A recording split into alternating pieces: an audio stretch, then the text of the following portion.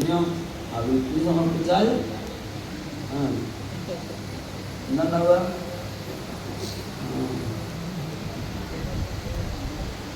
ഉണ്ടാവുന്ന പറയാം. അപ്പൊ അങ്ങനെയുള്ളൊരു ഉള്ളിലൊരു തൃഷ്ണ ഉണ്ടായിട്ടെങ്കിലും സൽക്കർമ്മം ചെയ്യട്ടെ. അല്ലെങ്കിൽ ചെയ്യോ? അല്ലെങ്കിൽ ചെയ്യില്ലേ? പ്രത്യേകിച്ച് കലികാലത്തുള്ളവരങ്ങനെയാണ് അത്ര. പ്രയോജനം അനുദ്ദേശിച്ച എന്ന മന്ദോപി പ്രവർത്തതയാണ്. പ്രയോജനം എന്താ എനിക്ക് എന്താ കിട്ടുക?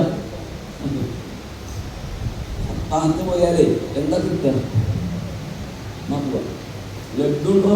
നോക്കുക ലഡ്ഡു പയറാത്തിയൊക്കെ കഴിക്കുന്ന സാധനമല്ലേ, എന്നാലും കിട്ടൂല, പരവല്ലമാണ്. അപ്പൊ അങ്ങനെ എന്തെങ്കിലും കിട്ടും എന്ന് പറഞ്ഞാൽ ചെയ്യും. അതിന് വേദങ്ങളൊക്കെ നമ്മുടെയൊക്കെ സ്വഭാവം വേറെയാണ്. അപ്പൊ അതുകൊണ്ട് ബാലാനുശാസനം പോലെ പരോക്ഷവാദഹാവേദോയം ബാലാനാമനുശാസനം കർമ്മമോക്ഷായ കർമാണി വിധത്തെ അഗതും മരിഞ്ഞു തരണ പോലെ. അത് ശരി, അതാണല്ലേ. അപ്പൊ ഞാൻ സ്വന്തം മനസ്സൊക്കെ ശുദ്ധമായിട്ട് ആവാണല്ലോ. ഞാൻ കർമ്മമൊന്നും ചെയ്യണ്ട. എത്ര കാലം എത്ര സമയം വെറുതെ കളഞ്ഞു ഗായത്രി ജപിച്ചിട്ട് ഇല്ല. എന്റെ മനസ്സ് ശുദ്ധമായിട്ടുള്ളതല്ലേ. ആചരേഭ്യസ്തു വേദോക്തം, അങ്ങനെ വിചാരിച്ച വേദോക്തങ്ങളെ ചെയ്തില്ലെങ്കിലോ അജ്ഞനായിരിക്കുന്ന അജിതനായിരിക്കുന്ന അവൻ വികർമ്മണാഖ്യധർമ്മേണ മൃത്യുമുപയോഗിച്ച അവന് വീണ്ടും ജനന മരണചക്രങ്ങളിൽ നിന്ന് കടന്ന് തിരിയേണ്ടി വരും. പുനരവിജനം പുനരവിമരണം നല്ല രസം ഉണ്ടാവില്ലേ? എന്നാൽ അതിൽ പെട്ടാത്ത രസം ഉണ്ടാവില്ല. അതുകൊണ്ട് എന്ത് വേണം? വേദോക്തമേവ കുർവാണ, വേദോക്തത്തെ തന്നെ ചെയ്യണം. നിസ്സംഗ, അതിൽ സത്യം ഉണ്ടാകുന്നത് ഈശ്വരെ അർപ്പിതം വേദോക്തം ഏവ കുർവാണ, ഈശ്വരനിൽ അർപ്പണഭാവത്തോടു കൂടിയിട്ട് വേദോക്തത്തെ ചെയ്യണം. നൈഷ്കർമ്മ്യം ലഭത്തെ സിദ്ധി, എന്നിട്ട് എന്താണ് സിദ്ധിക്കുക? എല്ലാ കർമ്മങ്ങളിൽ നിന്നുള്ള മോചനമാകുന്ന സിദ്ധി കിട്ടും. യോജനാർത്ഥ ഫലശ്രുതി, ഫലശ്രുതിക്ക് ഇതിനു വേണ്ടി പറഞ്ഞതാണ്, യോജിപ്പിക്കാൻ വേണ്ടി പറഞ്ഞതാണ്, ശ്രദ്ധിപ്പിക്കാൻ ചെയ്യിക്കാൻ വേണ്ടിയിട്ട് പറഞ്ഞതാണ്.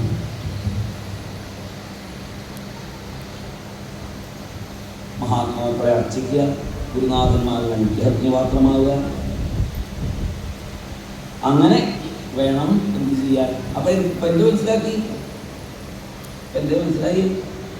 അപ്പൊ കർമ്മൊന്നും ചെയ്യണ്ടെന്നല്ല മനസ്സിലാക്കുന്നത്, വളരെയധികം ഈ ബോധത്തോടു കൂടിയിട്ട് ഈശ്വരനെ ആരാധിക്കൂ, ഭഗവാനെ പൂജിക്കൂ, ഗുരുനാഥന്മാരുടെ അനുഗ്രഹത്തെ മേടിച്ച് മഹാപുരുഷന്മാരുടെ അനുഗ്രഹത്തെ മേടിച്ച് നല്ല ശുചിയായിട്ട് പ്രാണായാമാദികളെ കൊണ്ടൊക്കെ മനസ്സ് ശുദ്ധീകരിച്ച് ആ ബിംബങ്ങളൊക്കെ തുടങ്ങിയവയിലൊക്കെ ഭഗവാനെ പൂജിക്കുക. അത്രേ പൂജ ഭംഗിയായി.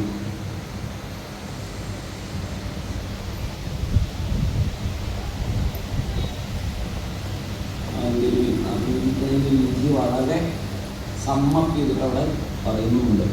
ഇതന്നെയാണ് കേട്ടോ യുദ്ധോപദേശത്തിൽ വിസ്തരിച്ച് പറയാൻ. അപ്പോൾ എന്ത് മനസ്സിലായി? അതുകൊണ്ട് കഴിഞ്ഞു മനസ്സിലായി. പിന്നെ ഭഗവാൻ യാനി യാനി ഇഹ കർമാണി യൈ സ്വച്ഛന്ദ ജന്മഭി ചക്രേ കരോതി കർത്താവാ ഹരി താനി തോന്നുന്നു. ഭഗവാൻ ഓരോരോ അവതാരങ്ങൾ എന്തൊക്കെ ചെയ്തിട്ടുണ്ട് ഇതൊക്കെ പറഞ്ഞു തരുന്നു പറയുന്നു. അപ്പോൾ ഇവിടെ നിന്നുള്ള ഈശ്വരൻ ഭഗവാന്റെ കുറച്ച് അവതാര ഗാഥകളെ പറഞ്ഞു കൊടുക്കുകയാണ് അവിടെ. ഭഗവാൻ തന്നെ എല്ലാ ഭൂതജാലങ്ങളെയും സൃഷ്ടിച്ച് അവയിലൊക്കെ പ്രവേശിച്ച് എല്ലാമായിട്ടിരിക്കുന്നു. പണ്ട് ഭഗവാൻ നരനാരായണന്മാരായിട്ട് അവതരിച്ചു. തപസ് ചെയ്യാൻ തുടങ്ങിയപ്പോ ഇന്ദ്രോ വിശങ്ക്യ മമധാമ ജിഘക്ഷതി, അയ്യോ ഇവര് തപസ് ചെയ്തിട്ട് ഇതിന്റെ സ്ഥാനം ഇവർ പിടിച്ചാൽ കൊണ്ടുപോയാലോ വിചാരിച്ച ഇന്ദ്രൻ അപ്സര സ്ത്രീകളെ അവിടേക്ക് പറഞ്ഞു വെച്ചു. അങ്ങനെ അവരവിടെ ചെന്ന് ഡാൻസും പാട്ടൊക്കെ പറഞ്ഞു. അപ്പൊ നരനാരായണന്മാർ കണ്ണൊക്കെ തുറന്നാൽ അവിടെ ഇരുന്ന് അവരുടെ ഡാൻസും പാട്ടൊക്കെ ആസ്വദിച്ചു. നന്നായിട്ട് കുഴപ്പമൊന്നുമില്ല. അങ്ങനെ അവരെന്ത് ചെയ്തു, അവരുടെ ആ ഉടയിലൊക്കെ അങ്ങനെ തപസ് ചെയ്തിട്ട് അനവധി കാലമായിരിക്കണം. അപ്പോൾ ആ ചളി ഇങ്ങനെ കട്ടി പിടിച്ചായിരുന്നു. ആ താളം പിടിച്ചപ്പോൾ അതിന് കുറച്ച് ചളിയൊക്കെ ഇളകി. ഇപ്പോൾ അവർക്ക് കൂടി കിട്ടി, അവര് കൊടുത്തു. ഇത് ദേവേന്ദ്രനെ കൊണ്ടുപോകണം. അവർ നോക്കിയപ്പോഴേ അപ്സരശ്രേഷ്ഠയായിരിക്കുന്ന ഉർവശിയായിട്ട് മാറിയിരിക്കുന്നു ആ പെൺകുട്ടി. അങ്ങനെ ദേഹത്ത് പറ്റിപ്പിടിച്ച ചളിയിൽ നിന്ന് പോലും ഇതുപോലത്തെ കുറെ എണ്ണത്തിന് ഉണ്ടാക്കാൻ കഴിവുള്ള ഞങ്ങളുടെ അടുത്തേക്കാണോ ദേവേന്ദ്ര ഈ അമ്മിണിക്കുട്ടികളെ പറഞ്ഞത് എന്ന് ചോദിക്കുന്നത് പോലെയാണ് ആ ഉർവശി അപ്സരശ്രേഷ്ഠയായിരിക്കുന്ന ഉർവശി ദേവലോകത്തേക്കാൾ കൊടുത്തയച്ചത് അർത്ഥം.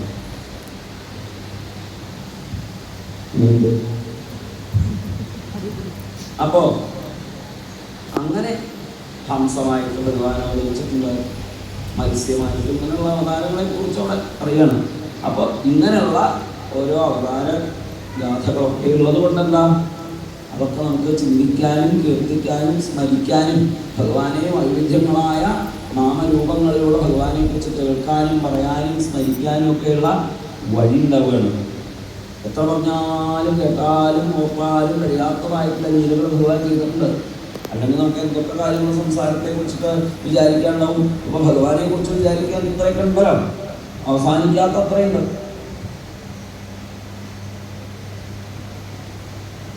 ചില ആൾക്കാർ ഭഗവാനെ ഭരിക്കുക, അവരുടെ ഗതി എന്താ ചോദിക്കുകയാണ്. നമുക്ക് വർണ്ണധർമ്മങ്ങളും ആശ്രമധർമ്മങ്ങളും ഉണ്ട്.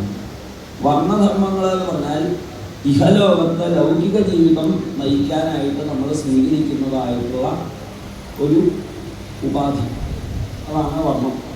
ബ്രാഹ്മണനായിട്ടോ ക്ഷത്രിയനായിട്ടോ വൈശ്യനായിട്ടോ ശൂദ്രനായിട്ടോ ജീവിക്കുക. ഇവിടെ നിന്ന് വരണേ വൈക്കുക ചെയ്യുക, എന്താ വേണ്ടത് വെച്ചാൽ സ്വീകരിക്കുക.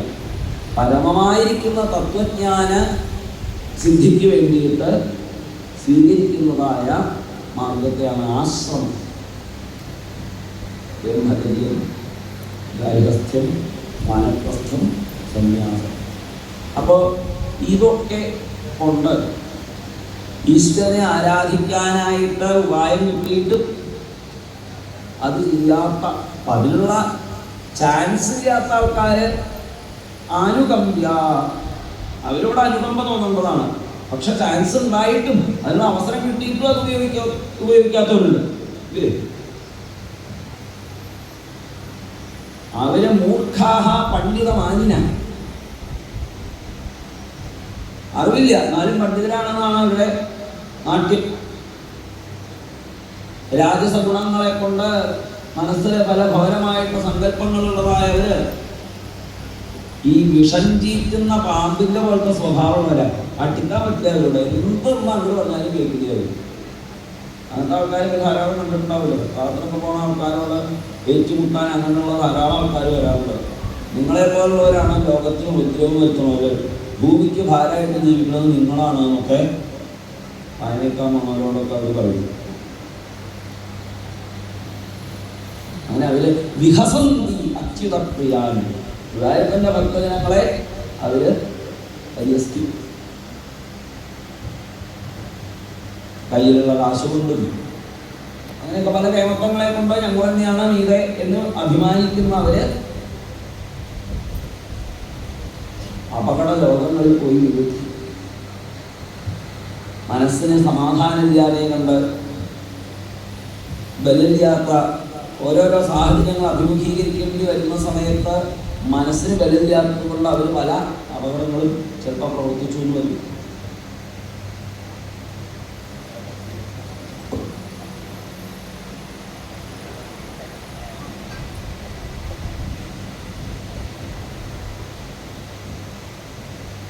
അപ്പൊ അങ്ങനെ വാസുദേവ പരാമുഖന്മാരായിരിക്കുന്ന അവര് തമസ്സിലേക്ക് അജ്ഞാനത്തിലേക്ക് പോകുന്നു. ഈ ജനനമരണങ്ങളാകുന്ന അപകടങ്ങളിൽ ചെന്നുപെടും. ഓരോരോ യുഗങ്ങളിലും ഭഗവാനെ ആരാധിക്കാൻ ഓരോരോ ഉപായങ്ങളുണ്ടല്ലോ. അത് ഏതൊക്കെയാണ് എന്ന് ചോദിക്കുമ്പോൾ ഹൃദയത്തിൽ ഭഗവാൻ വെളുത്തട്ടായിരുന്നു. അന്ന് തപസ് ആണ് ഭഗവാനെ ആരാധിക്കാനുള്ള ഉപായം.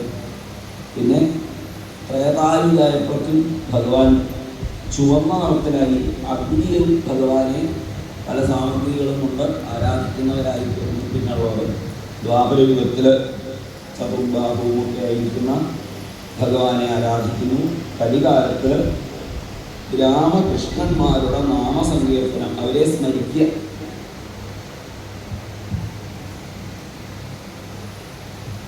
ആശ്രയിച്ച ഭക്തജനങ്ങളുടെ എല്ലാ ദുരന്തങ്ങളെയും നീക്കുന്ന ഭഗവാനെ ആശ്രയിക്കുക. സീതയുടെ പിന്നാലെ സീതയെന്ന് പറഞ്ഞ കാട്ടിലൊക്കെ കലഞ്ഞു നടന്ന അവതാരം ചെയ്ത രാമചന്ദ്രസ്വാമിയായ ഭഗവാനെ ആരാധിക്കുക. അങ്ങനെ കൃഷ്ണ രാമാമ സ്മരിക്കൽ, അതാണ് കലികാലത്തുള്ള ആരാധനോപായം ഒക്കെ പറഞ്ഞു. ഇങ്ങനെ അന്ന് 9 യോഗീശ്വരന്മാരെ നിമി മഹാരാജാവ് ചോദിച്ച ചോദ്യങ്ങൾക്ക് മറുപടി കൊടുത്തതിനെ വസുദേവർക്ക് കേൾക്കാൻ വേണ്ടി നാരദ മഹർഷി പറഞ്ഞു. ആ ജായന്തയന്മാരെ ഋഷഭ യോഗീശ്വരൻ്റെ മക്കള് അവരവർ നന്ദർദ്ധാനം ചെയ്തു. അന്നും അല്ലയോ വസുദേവരെ, ഈ കേട്ടതായിട്ടുള്ള ഭാഗവത ധർമ്മങ്ങളെ ശ്രദ്ധയോടുകൂടിയിട്ട് ഓർമ്മിച്ച നിസ്സംഗനായി പരമതത്വത്തെ പ്രാപിക്കുന്നതാണ്. നിങ്ങളുടെ യശസ്സ് വിശ്വത്തിലേക്കും പറഞ്ഞിരിക്കുന്നു. കാരണം നിങ്ങളുടെ മക്കളായിട്ട് രാമകൃഷ്ണന്മാര് ജനിച്ചിരിക്കുന്നുവല്ലോ. ശയനാസന ഭോജനൈഹി ആത്മാവാം പാപിത കൃഷ്ണേ പുത്രസ്നേഹം പ്രകുർവതോഹ. കൃഷ്ണസ്നേഹം, പുത്രസ്നേഹം കൃഷ്ണനിൽ നിങ്ങൾ ഇരുവരും ചെയ്തില്ലേ? ഭഗവാന് വിരുമ്പ് വരിച്ചു കൊടുക്കുന്നു, കിടത്തി ഉറക്കുന്നു, ഭക്ഷണം കൊടുക്കുന്നു, നല്ല വാക്കുകൾ പറയുന്നു, ആലിംഗനം ചെയ്യുന്നു, എന്നും കാണുന്നു. ഇതിന് വലിയ പുണ്യം എന്താ വേണ്ടത്? അപ്പം നിങ്ങൾക്ക് ഇപ്പോൾ ഭാഗവത ധർമ്മങ്ങളെ വിശീലിക്കാനൊന്നും പ്രയാസമില്ല എന്നൊക്കെ ബോധിപ്പിച്ച് അവിടെ ഒരു ചോദ്യമുണ്ട്. അറിഞ്ഞാൽ കഴിയില്ല, സമയത്ത് അറിയുമ്പോൾ വൈരേണയം നൃപതയ ശിശുപാല പൗണ്ഡശാൽവാദയ ഗതി വിലാസ വിലോകനാദ്യേഹി. ഭഗവാന്റെ ഇരിപ്പും നടപ്പും ഒക്കെ കണ്ടിട്ട് വൈരഭാവത്തിലെ ശിശുപാല പൗണ്ഡകാദികൾ പോലും ധ്യായന്ത ആകൃതിയ ശയനാസനാദവും ഇരിക്കുമ്പോഴും നടക്കുമ്പോഴും കിടക്കുമ്പോഴും ഒക്കെ ഈ ഭഗവാനെ കുറിച്ചിട്ട് ഇങ്ങനെ ഓർത്തിട്ട് തത് സാമ്യമാബുഹു, അത് ഭഗവത് പദത്തെ പ്രാപിച്ചു. ആരെ? ഈ ദുഷ്ടന്മാരടക്കം. അനുരക്തധിയാമുനയ്ക്കും. അപ്പൊ ഭഗവാനോട് അനുരാഗം ഉണ്ടായിട്ടുള്ള ആളുകള് പിന്നെ ഭഗവാനിൽ എത്തുമോ എന്ന് സംശയിക്കണോ എന്ന് ചോദിക്കണം. അപ്പൊ അതുകൊണ്ട് വസുദേവനോട് ഇങ്ങനെ ഓർമ്മിപ്പിക്കുന്നു.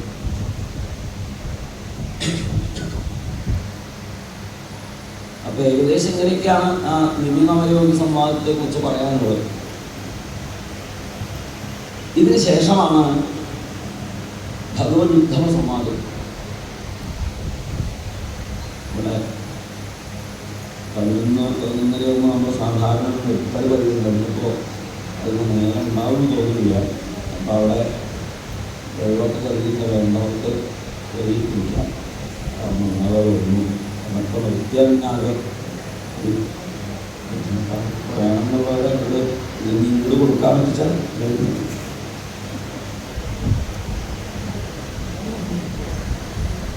പിന്നെ പറയുന്നു,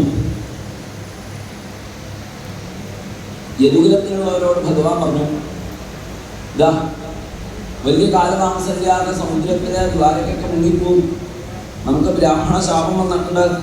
എല്ലാവരും സൽക്കർമ്മങ്ങൾ ചെയ്യാനായിട്ട് ശംഖോദ്ധാരത്തേക്ക് പൊക്കോളും. സ്ത്രീകളും കുട്ടികളും വയസ്സായവരൊക്കെ, ബാക്കിയുള്ള ചെറുപ്പക്കാരൊക്കെ പ്രഭാസത്തേക്ക് പൊക്കോളിൽ നിന്നൊക്കെ പറഞ്ഞപ്പോൾ എല്ലാവരും അവിടുന്ന് എഴുന്നേറ്റ് ഓടി. പ്രഭാസം വയൂ രഥൈഹി. അങ്ങനെ എല്ലാവരും ഇവിടുന്ന് പോയപ്പോ ഏകാന്തത്തിൽ ഭഗവാനെ ചെന്ന് നമസ്കരിച്ചുകൊണ്ട് പ്രിയപ്പെട്ട കൂട്ടുകാരും മന്ത്രിയും എല്ലാമായിട്ടുള്ള ഉദ്ധവരെ ഭഗവാനോട് പറഞ്ഞല്ലോ, ഭഗവാനെ ഈ കുലത്തെയൊക്കെ സംഹരിച്ചിട്ട് അങ്ങ് ഈ ലോകത്തെയൊക്കെ ത്യജിക്കാൻ പോവുകയാണ് എന്ന് ഞാൻ മനസ്സിലാക്കുന്നു. അങ്ങയെ ഒരു നിമിഷത്തിൻ്റെ പകുതി പോലും മറക്കാൻ എനിക്ക് സാധിക്കില്ല. അതുകൊണ്ട് അങ്ങനെ എവിടേക്ക് പോകണോ അവിടേക്ക് എന്നെയും കൊണ്ടുപോകണം. കാരണം നായെന്നും എന്നെപ്പോലുള്ള ഭയമില്ല. കാരണം അങ്ങനെ ഒരു സംഗതി ഉണ്ടെന്നല്ലേ ഞങ്ങൾ അറിയില്ല. ത്വയോപഭുക്തവസ്ത്രഗന്ധവാസോലങ്കാര ചർച്ചിത ഉച്ഛിഷ്ട ഭോജിനോ ദാസാഹ തവ മായാന്തരേമഹി. ഞങ്ങൾ അങ്ങനെ കണ്ടുകൊണ്ട് കേട്ടുകൊണ്ടും അങ്ങനെ വർത്തമാനം കേട്ടിട്ട് അങ്ങനെ ഭക്ഷണം കഴിച്ചതിന് ശേഷം ഞങ്ങൾ ഭക്ഷണം കഴിക്കുന്നു, അങ്ങ് ധരിച്ച വസ്ത്രം ധരിക്കുന്നു. അങ്ങനെയുള്ള ഭക്തജനങ്ങൾക്ക് എന്തുമായ ഭഗവാനെ അല്ലാതെ ഒന്നിനെയും അറിവില്ല. അപ്പൊ അതുകൊണ്ട് ഞങ്ങൾക്ക് അവകാശമൊന്നുമില്ല. പക്ഷേ അങ്ങ് ബ്രഹ്മം എന്ന് വിളിക്കപ്പെടുന്നതായ അങ്ങയുടെ ധാമത്തിലേക്ക് പുറപ്പെട്ടാൽ അങ്ങയെക്കുറിച്ചിട്ടുള്ള വിചാരങ്ങളെ കൊണ്ട് ഞങ്ങൾ ഈ മായയൊക്കെ ജയിക്കാം. നമുക്ക് ഓർമ്മ ഉണ്ടാവില്ല അതൊക്കെ. എന്നാലും അങ്ങയുടെ ഈ സൗരസാകാര രൂപത്തെ അങ്ങോട്ട് വിടാൻ എനിക്ക് വയ്യ. അതുകൊണ്ട് അങ്ങ എവിടേക്കാൻ പോകണമെന്ന് വെച്ചാൽ എന്നെ അവിടേക്ക് കൊണ്ടുപോകണം. ഭഗവാൻ പറഞ്ഞു, ഉദ്ധവ, ഞാനെവിടുന്നും വന്നിട്ടില്ല, ഞാനെവിടെ പോകുന്നു. ഞാൻ എന്നും എല്ലായിടത്തും ഉള്ളതാണ്.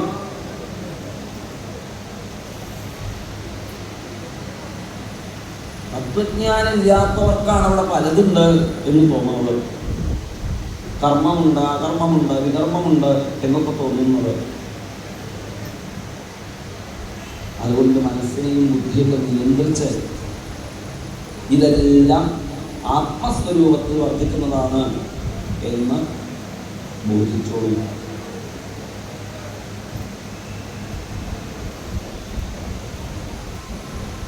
ഇങ്ങനെയൊക്കെ ഉദ്ധവർക്ക് ഭഗവാൻ ഒരു ഉപദേശം കൊടുത്തപ്പോൾ ഉദ്ധവർ പറഞ്ഞു, ഭഗവാനെ, അങ്ങ് ഈ യുക്തേന്ദ്രിയ ഗ്രാമനാവണം എന്ന് പറഞ്ഞല്ലോ. അതിന് പാകത്തിനുള്ള യോഗം തന്നെ സ്വരൂപമായിട്ടുള്ള ആളാണ് അങ്ങ്. പരമയോഗിയായിട്ടുള്ള ആളാണ് അങ്ങ്.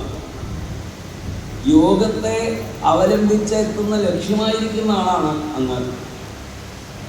അങ്ങനെയുള്ള അങ്ങ് എനിക്ക് സന്യാസമാകുന്ന ലക്ഷണത്തോടു കൂടിയ ത്യാഗത്തെക്കുറിച്ച് ഇപ്പൊ പറഞ്ഞു തന്നുവെങ്കിലും അയം ത്യാഗ ദുഷ്കര.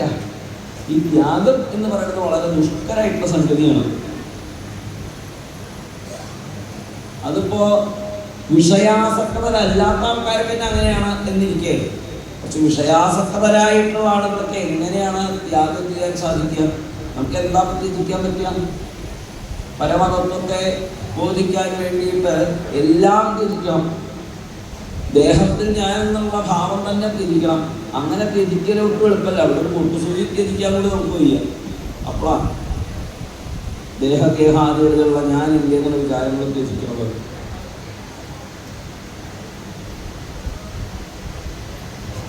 അപ്പോ ആ ത്യാഗം എന്നത് എങ്ങനെ ഒരുവന് ചെയ്യാനാവും എന്ന് പറഞ്ഞു തരാൻ, എന്ന് ബോധിപ്പിക്കാൻ അങ്ങിൽ നിന്ന് അന്യനായിട്ട് ഒരു ഗുരുവെ ഞാൻ കാണുന്നില്ല. അതുകൊണ്ട് എനിക്കതൊന്ന് ബോധിപ്പിച്ചു തരണേ എന്ന് പ്രാർത്ഥിക്കുകയാണ്. ഭഗവാൻ പറഞ്ഞു, ലോകതത്വങ്ങളെ കുറിച്ച് അറിയാൻ കഴിവുള്ളതാണ് മനുഷ്യജന്മം.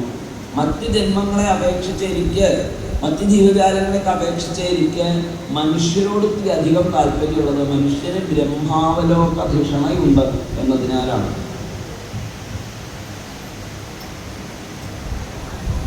മനസ്സിനെ നിയന്ത്രിക്കാൻ കഴിവുള്ളതായ ബുദ്ധിയുണ്ട് മനുഷ്യന്. അപ്പൊ അതുകൊണ്ട്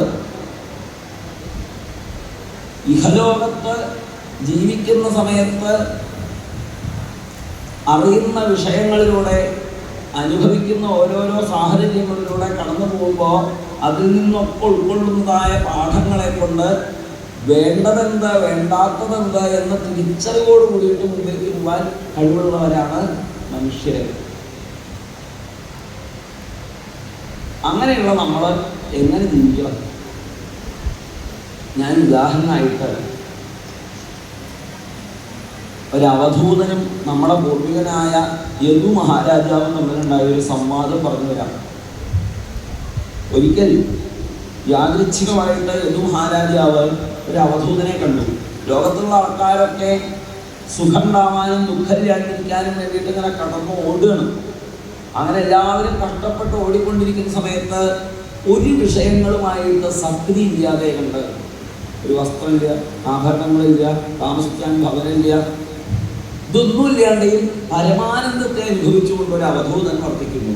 അദ്ദേഹത്തെ കണ്ടപ്പോൾ യദുമഹാരാജാവ് ചോദിച്ചു, കൽപ്പ കവിർദക്ഷ സുഭഗ അമൃത ഭാഷണ കർത്ത നേഹസേ കിഞ്ചിത് ജഡോന്മത്ത പിശാചോ. അങ്ങേക്ക് ഒന്നിനോടും ആഗ്രഹമില്ല, ഒന്നും അങ്ങ് ചെയ്യുന്നില്ല, എന്നാലും അങ്ങ് പൂർണ്ണ സംതൃപ്തനാണ്. എങ്ങനെയാണ് സാധിക്കുന്നത്? ജനേഷു ദഹ്യമാനേഷു കാമലോഭതവാഗ്നിന. കാമാദി വികാരങ്ങളുള്ള കാട്ടുതീയിലെ ജനങ്ങളിതിനെ എരിഞ്ഞുകൊണ്ടിരിക്കുകയാണ്. അങ്ങോ തപ്യസേ, അങ്ങേക്ക് ഒരു ചൂടില്ല. നമ്മളൊക്കെ എങ്ങനെയാ പറയാ, ഒരു ഓട്ടോ ചാട്ടോ ഒന്നും ഇല്ലാണ്ടേ ശാന്തി അനുഭവിച്ച് സമാധാനമായിട്ട് ഇരിക്കുന്നതിനെ കണ്ടാൽ നമ്മളെന്താ പറയുക, അയാൾക്കൊരു ചൂടില്ല. പക്ഷെ അതൊരു യോഗ്യത ഇല്ലായിട്ടാണ് നമ്മൾ പറയാ. ഇവിടെ മഹാരാജാവിനൊരു യോഗ്യതയായിട്ടാണ് പറയണം. നമ്മൾ ആ ജനങ്ങളിങ്ങനെ കടന്നു ഓടുന്നു, ഇരിക്കാൻ നേരത്തെ നിൽക്കാൻ നേരത്തെ അതിലുണ്ടോ ഇതിലുണ്ടോ വേറൊന്നുണ്ടോ അങ്ങനെ ഓടിക്കൊണ്ടിരിക്കുകയാണ്. അദ്ദേഹം ഏതുപോലെ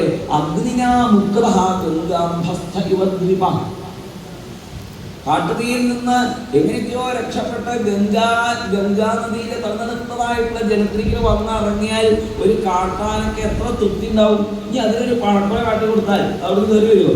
എനിക്കിനി ഒന്നും വേണ്ടല്ല, അപ്പോ ഞാൻ വിടുന്നോളാം എന്ന് പറയുന്ന ആ തീയിൽ നിന്ന് രക്ഷപ്പെട്ട് ഓടി വന്ന് ഗംഗാനദിയിലെ ശീകര ജലത്തിൽ അങ്ങനെ വർത്തിക്കുന്ന ഒരു ആനയെ പോലെ അങ്ങ് സന്തോഷമായിട്ടിരിക്കുന്നു. അങ്ങയുടെ ആനന്ദത്തിന് കാരണമായതുകൊണ്ടാണ് എനിക്ക് പറഞ്ഞു വരുന്നത്. ആൾക്കാരും പൊങ്ങിണ്ടാവുമല്ലോ ജിജ്ഞാസമാണെങ്കിൽ എങ്ങനെ ഇദ്ദേഹത്തിന് സന്തോഷമായിരിക്കണം.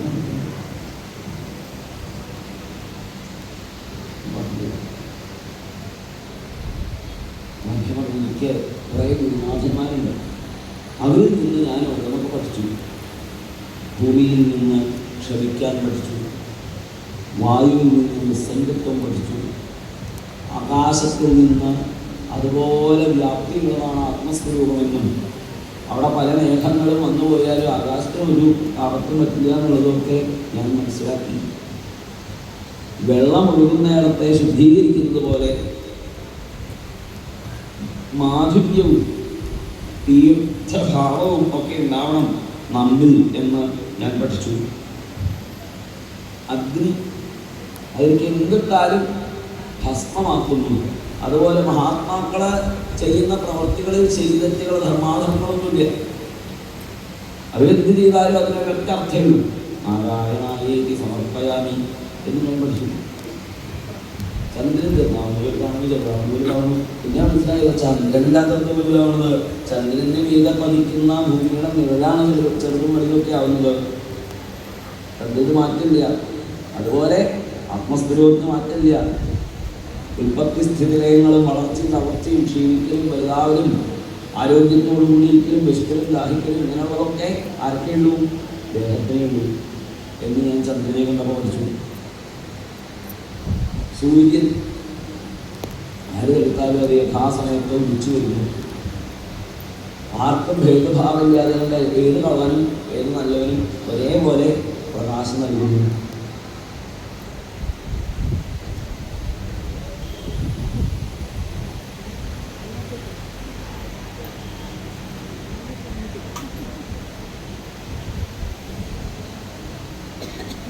ഇങ്ങനെ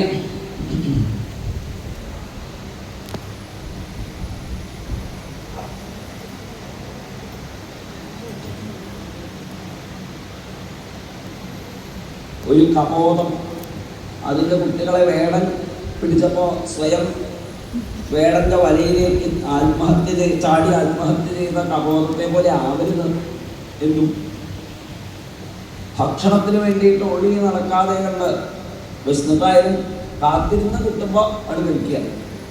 അതുപോലെ വിഷയങ്ങൾ ആസ്വദിക്കാൻ വേണ്ടിയിട്ട് ഓടി നടക്കരുത് എന്ന് പെരുമ്പാമ്പിൽ നിന്ന് പഠിച്ചു. ഒരു നിലയ്ക്ക് നിൽക്കണം എന്ന സമുദ്രത്തിൽ നിന്ന് പഠിച്ചു. മഴക്കാലത്ത് സമുദ്രം കണ്ട് കയറി വന്ന് വേനൽക്കാലത്ത് സമുദ്രം വറ്റി അങ്ങനെയൊന്നും പതിവില്ല. നിലണ്ട് എന്നപ്പുറം പോകാറില്ല.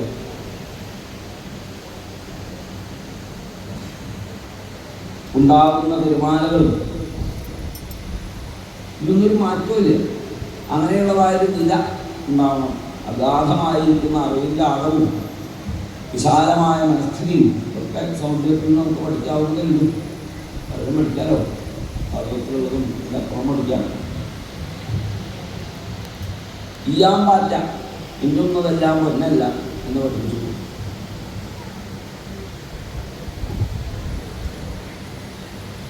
തേനെടുക്കുന്ന ആൾ അയാൾ വളരെ മൃദുവായിട്ടുള്ള കരചലനങ്ങളെ കൊണ്ട് അയാളുടെ തേനെടുക്കുന്നു. തേനീച്ച കടിക്കാതെ എടുക്കുന്നു സമർത്ഥനായിട്ട്. അപ്പം അതുപോലെ കഴിവുള്ളവരെ പതുക്കെ പതുക്കെ പതുക്കെ പതുക്കെ ചെയ്യുക, ശ്രദ്ധയോടുകൂടി ചെയ്യുക.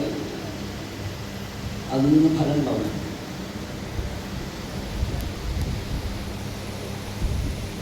പിന്നെ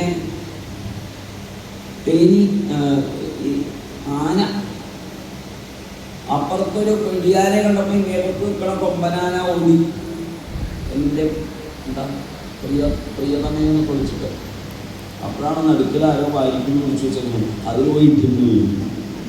അപ്പോൾ അങ്ങനെ ശാരീരികമായിട്ടുള്ള ബന്ധത്തിന് വേണ്ടിയിട്ടുള്ള സ്പരിശ സുഖത്തിന് വേണ്ടിയിട്ടുള്ള ഓട്ടം അപകടത്തെ പറ്റി. തേനീച്ച, അതിൽ നിന്ന് 2 കാര്യങ്ങൾ പഠിക്കാനുണ്ട്. തേനീച്ചയ്ക്ക് തേന് മാത്രമേ വേണ്ടൂ. ആ തേനുള്ളതായ പൂവ് എവിടെ നിൽക്കുന്നു, എന്താണെന്ന് നടന്നൊന്നും ഒരു വിഷയമല്ല. പൂവ് എവിടെ നിന്നാലും കുഴപ്പമില്ല. തേര് നിന്നാലും കുന്നത്ത് നിന്നാലും തെങ്ങുമ്പിൽ നിന്നാലും മധുരമ്പിൽ നിന്നാലും വള്ളിമ്പിലായാലൊക്കെ തേനീച്ച കൂടും, തേൻ കിട്ടും, പോരും. വേറെ ഒരു കാര്യത്തിലും ശ്രദ്ധിക്കില്ല.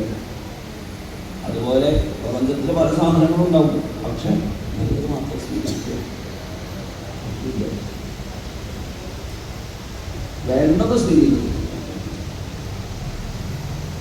പക്ഷേ തേനീച്ച കൂട്ടിവെക്കുന്ന സ്വഭാവമാണ് അതിന് അപകടം വരുത്തുന്നത്. ഉപയോഗിക്കുകയോ ദാനം ചെയ്യാത്തതോ ആയിട്ടുള്ള ധനം അപകടം വരുത്തും എന്നും തേനീച്ചയെ കുറിച്ചു. പാട്ട് കേട്ട് മെപ്പട്ടോക്കി നിൽക്കുന്ന മാനിനെ വേട്ടക്കാരൻ അമ്പയിൽ വിൽക്കുന്നത് പോലെ ഗ്രാമ്യ ഗീതങ്ങൾ കേട്ടു നിന്നാൽ അത് ചെയ്താൽ ഇത് കിട്ടും, അവിടെ പോയാൽ പറഞ്ഞു കിട്ടും എന്നിങ്ങനെ ഇന്ദ്രിയങ്ങളെ സുഖിപ്പിക്കാൻ വേണ്ടിയിട്ടുള്ള ഓരോരുത്തർ പറയുന്നത് കേട്ടുകൊണ്ട് നിന്നാൽ ലക്ഷ്യത്തിൽ എത്ര ഉണ്ടാവില്ല. മൃത്യുവാകുന്ന വേട്ടക്കാരൻ്റെ അമ്പ് കൊള്ളുകയും ഉണ്ടാവും. മത്സ്യം ഭക്ഷണത്തിനോടുള്ള അമിതമായ ആർത്തി കൊണ്ടാണ് ഇങ്ങനെ തൂങ്ങി വേണം പോയി കണ്ട കൊത്തിയത്, ഇങ്ങനെ കഥ കഴിഞ്ഞു. അതുപോലെ അറിയുന്നത് നല്ലൊരു ദേഹം കിട്ടിയിട്ട് ആ ദേഹത്തെ വിലാസത്യാദയങ്ങളിൽ ഉപയോഗിച്ച് നശിപ്പിക്കരുത്. നമ്മൾ പണ്ട് മിഥിലയിലുണ്ടായിരുന്ന പിങ്കള എന്നുള്ള വേശ്യാസ്ത്രീ ഇനി വരുന്നാണ് കൂടുതൽ കാശ് തരും, ഇനി വരുന്നാണ് കൂടുതൽ കാശ് തരും എന്ന് വിചാരിച്ച് വന്നവരെയൊക്കെ മടക്കി. അവസാനം ആരും വരാതെയില്ല. അപ്പോൾ അവൾ ആലോചിച്ചു, എങ്ങനെയാണ് എൻ്റെ ശരീരത്തെ വേറൊരാൾക്ക് ആസ്വദിക്കാൻ പറ്റുന്നത്? ഇത് വേറൊരാൾ വരുന്ന സമയത്ത് എനിക്കെങ്ങനെ സന്തോഷിക്കാൻ സാധിക്കുന്നത്? സ്വന്തം സമീപേ രമണം ലഭിപ്പദം വിത്തപ്പദം നിത്യം ഇമം വിഹാര എന്നിൽ ഞാനായിട്ട് ഇരിക്കുന്നതായിട്ടുള്ള സത്യത്തെ ഞാൻ മറന്നു. ആ സത്യവസ്തു ഉണ്ടായതുകൊണ്ടാണ് ഈ ശരീരത്തിന് കേവലത്തുണ്ടായത്. മറ്റൊരുത്തനെ സന്തോഷിപ്പിക്കാനോ വേറൊരാൾക്ക് തന്നെ കൊണ്ട് സന്തോഷിക്കാനോ ഒക്കെ സാധിക്കുന്നത് കൊണ്ടാണ്. ഇപ്പം ഞാൻ ദുഃഖിക്കാൻ എന്തേ കാരണം? എൻ്റെ അടുത്ത് കാര്യം വരുന്നില്ല എന്ന് പറഞ്ഞിട്ട് എൻ്റെ അടുത്തേക്ക് ധാരാളം കാശുള്ള ആളുകൾ വരുമെന്ന് ഞാൻ ആശിച്ചു. ആ ആശയാണ് എൻ്റെ ദുഃഖത്തിന് കാരണം. എൻ്റെ യഥാർത്ഥ സ്വരൂപം ആനന്ദമാണ്. അതിന് ഞാൻ മറന്നതാണ് എൻ്റെ ദുഃഖത്തിന് കാരണം.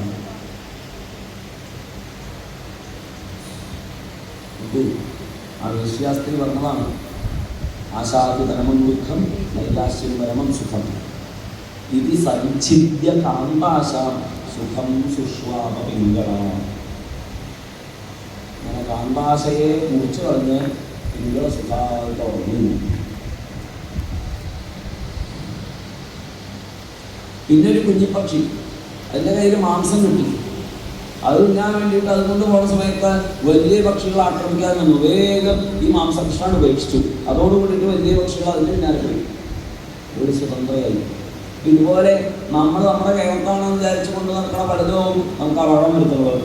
തിരിച്ചറിവോട് കൂടിയിട്ട് അതിനെ ഉപേക്ഷിച്ചാൽ ശാന്തി ഉണ്ടാവുകയും നമ്മളിങ്ങനെ നമ്മുടെ കേരളത്താണെന്ന് വിചാരിച്ച് ചിലവർക്ക് കൊണ്ട് നടക്കുന്നുണ്ടാവുകയും ശരിക്കും അതാവും നമ്മുടെ മോശം. അത് നമുക്ക് മാത്രമേ അറിയാത്തുണ്ടാവുള്ളൂ, നാട്ടുകാർ മുഴുവൻ അതാവും പറയുന്നുണ്ടാവുക. അയാൾ ആ ഒരു കാര്യം മാറ്റി വെച്ചാൽ അയാളുടെ ദുഃഖമായി. പക്ഷെ അത് മാറ്റി വെക്കാൻ അയാൾക്ക് മടി.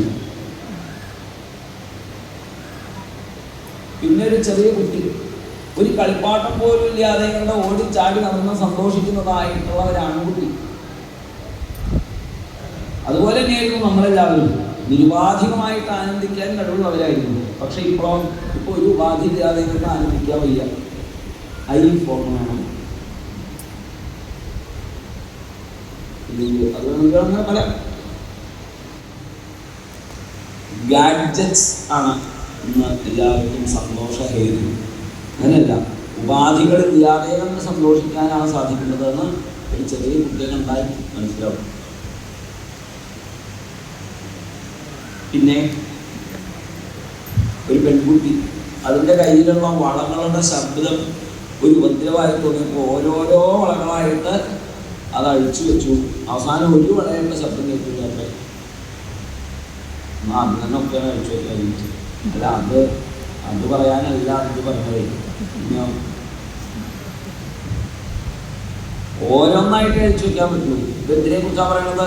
ടോക്സിക് ആയിട്ടുള്ള ഓരോ റിലേഷൻ ഉണ്ടാവും. നമുക്ക് ആവശ്യം ഉണ്ടാവില്ല. കണ്ട വേറെ കുറ്റം പറയുന്ന ആൾക്കാരൊക്കെ ആവും. എന്നിട്ട് അവരെ പിന്നാണ് നടക്കുന്നതുകൊണ്ടാണ് നമുക്ക് പല ആപത്തും വരുന്നുണ്ടാവുക.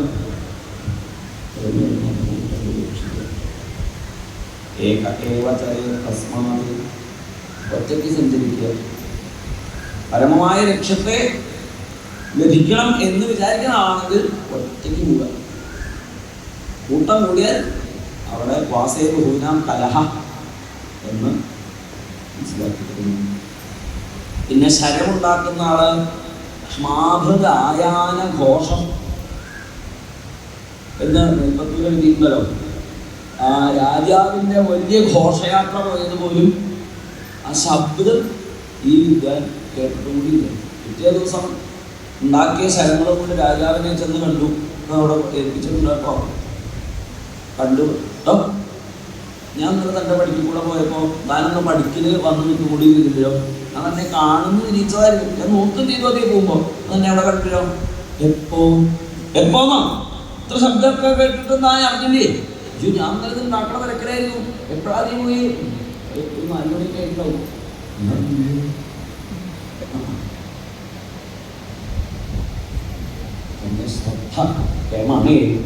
എന്ന് ശരകത്വം അതുപോലെ ശ്രദ്ധ ഉണ്ടാവണം. ആ മൊബൈലൊക്കെ നോക്കിയിരിക്കുമ്പോൾ ഒരു ശ്രദ്ധ ഉണ്ടല്ലോ. അതേപോലത്തെ ശ്രദ്ധ എല്ലാ കാര്യത്തിലും വേണം. മെസ്സേജ് വരുന്നോ, നോട്ടിഫിക്കേഷൻ വന്നോ എപ്പോഴും കൂടെ ശ്രദ്ധ. അതുപോലെ ആത്മതത്വത്തിൻ്റെ ശ്രദ്ധയാവണം. ഒട്ടക്കല്ല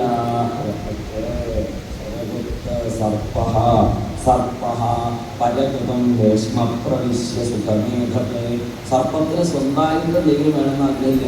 ഇവിടെ സ്വതവേ ഉള്ളതൊക്കെ സന്തോഷിച്ചു കഴിയും. ഏതെങ്കിലും പൊത്തിലൊക്കെ പോയി താമസിച്ച് അത് സുഖമായിരിക്കും. അതുപോലെ കഴിയാവുന്നതേ ഉള്ളൂ ലോകത്ത്. പിന്നെ എട്ടുകാലിക്ക് ഒരു ദിവസം മരത്തിൻ്റെ മുകളിൽ ഇരുന്നപ്പോൾ തോന്നി എന്തൊക്കെയാണ് ഭൂമിയിൽ വിശേഷങ്ങൾ, കലികാല കോലാഹലങ്ങളൊക്കെ എങ്ങനെയുണ്ടെന്ന് നോക്കട്ടെ വിചാരിച്ച് എട്ടുകാലി അവിടുന്ന് ഒരു മാറാലുണ്ടാക്കിയിട്ട് പോയിട്ട് ഇങ്ങനെ ഇറങ്ങി വന്നു. അപ്പം അത് എത്തിയപ്പോഴാണ് അതാ അമ്മനെത്തി ഒക്കെ സാധനം പിടിച്ചിട്ടുണ്ട്. അത് കണ്ടപ്പോൾ ദൈവം നൂതന പോയി മതി ഇനി ഉണ്ടാവില്ല. അതുകൊണ്ട് എട്ടുകാലി സ്വയം സൃഷ്ടിച്ച ആ മാറാലയിലൂടെയാണ് ഇറങ്ങി വന്നത്. എട്ടുകാലി സൃഷ്ടിച്ച മാറാലയിൽ എട്ടുകാലി തൂങ്ങി നിൽക്കുന്നത് കണ്ടാൽ എന്താ തോന്നുക? ആ മാറാല ഉള്ളതുകൊണ്ടാണ് എട്ടുകാലി നിൽക്കുന്നതാണ്. പക്ഷെ അപ്പോഴാണ് അമ്മിണിയെത്തി കണ്ടത്. അമ്മിണിയെത്തി കണ്ടതോടുകൂടി എട്ടുകാലി സൃഷ്ടിച്ച വലയെ സ്വയം ഉപസംഹരിച്ച അമ്മിണി പോയി. ഇതുപോലെ ഭഗവാനും എന്താ എട്ടുകാലി ഭഗവാനും ഒരേ പോലെ അല്ലേ ഒന്നും കേൾക്കാനേ ഒരാളും രാത്രി വെറുതെ എല്ലാവർക്കും അങ്ങനെയൊക്കെയാണ് പറഞ്ഞു തുടങ്ങിയാൽ ആരാതൊക്കെ കേൾക്കാൻ വരിക? എട്ടുകാലി ഭഗവാനും എട്ടുകാലി മാറാലെ സൃഷ്ടിക്കുന്നു, ഭഗവാൻ ലോകം സൃഷ്ടിക്കുന്നു. എട്ടുകാലി മാറാലയിൽ നിൽക്കുന്നത് കണ്ടാൽ എട്ടുകാലി ആ മാറാലെ ആശ്രയിക്കണമെന്നല്ലേ തോന്നുക? അപ്പൊ അതുപോലെ ഭഗവാൻ എല്ലാമായിട്ടിരിക്കുമ്പോ എന്താ തോന്നുക? യോ ഭക്ഷണം കഴിച്ചില്ലെങ്കിൽ കഴിഞ്ഞൂട്ടോ പ്രപഞ്ചം നിലനിൽക്കുന്നത് ഭഗവാനെ ആശ്രയിച്ചിട്ടാണ്. പക്ഷെ ഭഗവാൻ ആ പ്രപഞ്ചത്തെ ഇങ്ങനെ പ്രകാശത്തിൽ അതിൽ നിൽക്കുന്നുണ്ടാകുന്ന പ്രപഞ്ചം ഗംഭീർ ഭഗവാനെ എഴുതിക്കൊടുക്കേശ്വര ഭഗവാനെ ചിലർ പറയില്ലേ ഭക്തി കൊണ്ടാ പറയണത് ചപ്പോട്ടെ നെല്ലിനും ഇങ്ങനെയൊക്കെ കഥണ്ടല്ലോ അതുപോലെ ചപ്പോട്ടെ അങ്ങനെയല്ലാണ്ട് പിന്നെ മതി എന്ന് തോന്നുമ്പോ വിശ്വം ചമയ്ക്കുമുടനെയതു കാത്തഴിക്കും വിശ്വൈകനാഥന് കളിപ്പുര എന്ന പോലെ. ഈ വിശ്വം ഭഗവാൻ കളിപ്പുര പോലെയാണ്. സ്വയം സൃഷ്ടിക്കുന്നു, അഴുത്തുന്നത് നിൽക്കുന്നു, അതിലേക്ക് ഉണ്ടാക്കുന്നു. അത് കഴിഞ്ഞ് പിന്നെ വേട്ടാളനെ പോലെ, വേട്ടാളൻ ഒരു മണ്ണിൻ്റെ ഇതിൻ്റെ ഉള്ളിൽ ഒരു ജന്തുവിനെ കൊണ്ടുവന്ന് താമസിക്കും. പിന്നെ ഇടയ്ക്കിടയ്ക്ക് ഇങ്ങനെ പറയും. അപ്പൊ ഈ വേട്ടാളിനെ കുറിച്ചിട്ടുള്ള നിരന്തരമായ സ്മരണ കൊണ്ട് ഗർഭത്തിലിരിക്കുന്ന ശിശു ആ അമ്മയെ പോലെ അച്ഛനെ പോലെയൊക്കെ ആയിട്ട് പുറത്തേക്ക് വരുന്നത് പോലെ ഈ വേട്ടാളൻ അതിനുള്ളിൽ വെച്ച ആ പുഴു വേട്ടാളായിട്ട് പുറത്തേക്ക് വരുന്നു. അതേപോലെയാണോ അതുപോലെ ചിരമായ സ്മരണ അതിനെ കുറിച്ചിട്ടാണോ അതായി മാറും. അപ്പൊ ചിരം എന്തിനേം ഭജിക്കുക? ഭജഗോവിന്ദം ഭജ ഗോവിന്ദം ഗോവിന്ദം ഭജ മൂഢമതേ സംപ്രാപ്തേ സന്നിഹിതേ കാലേ നഹി നഹി രക്ഷതി ദുഃഖ്യകരണേ ഭജ ഗോവിന്ദം. ആ കാലത്ത് നമ്മളെ സഹായിക്കാൻ ആരേ ഉണ്ടാവുള്ളൂ? ഈശ്വര സ്മരണ മാത്രമേ ഉണ്ടാവുള്ളൂ.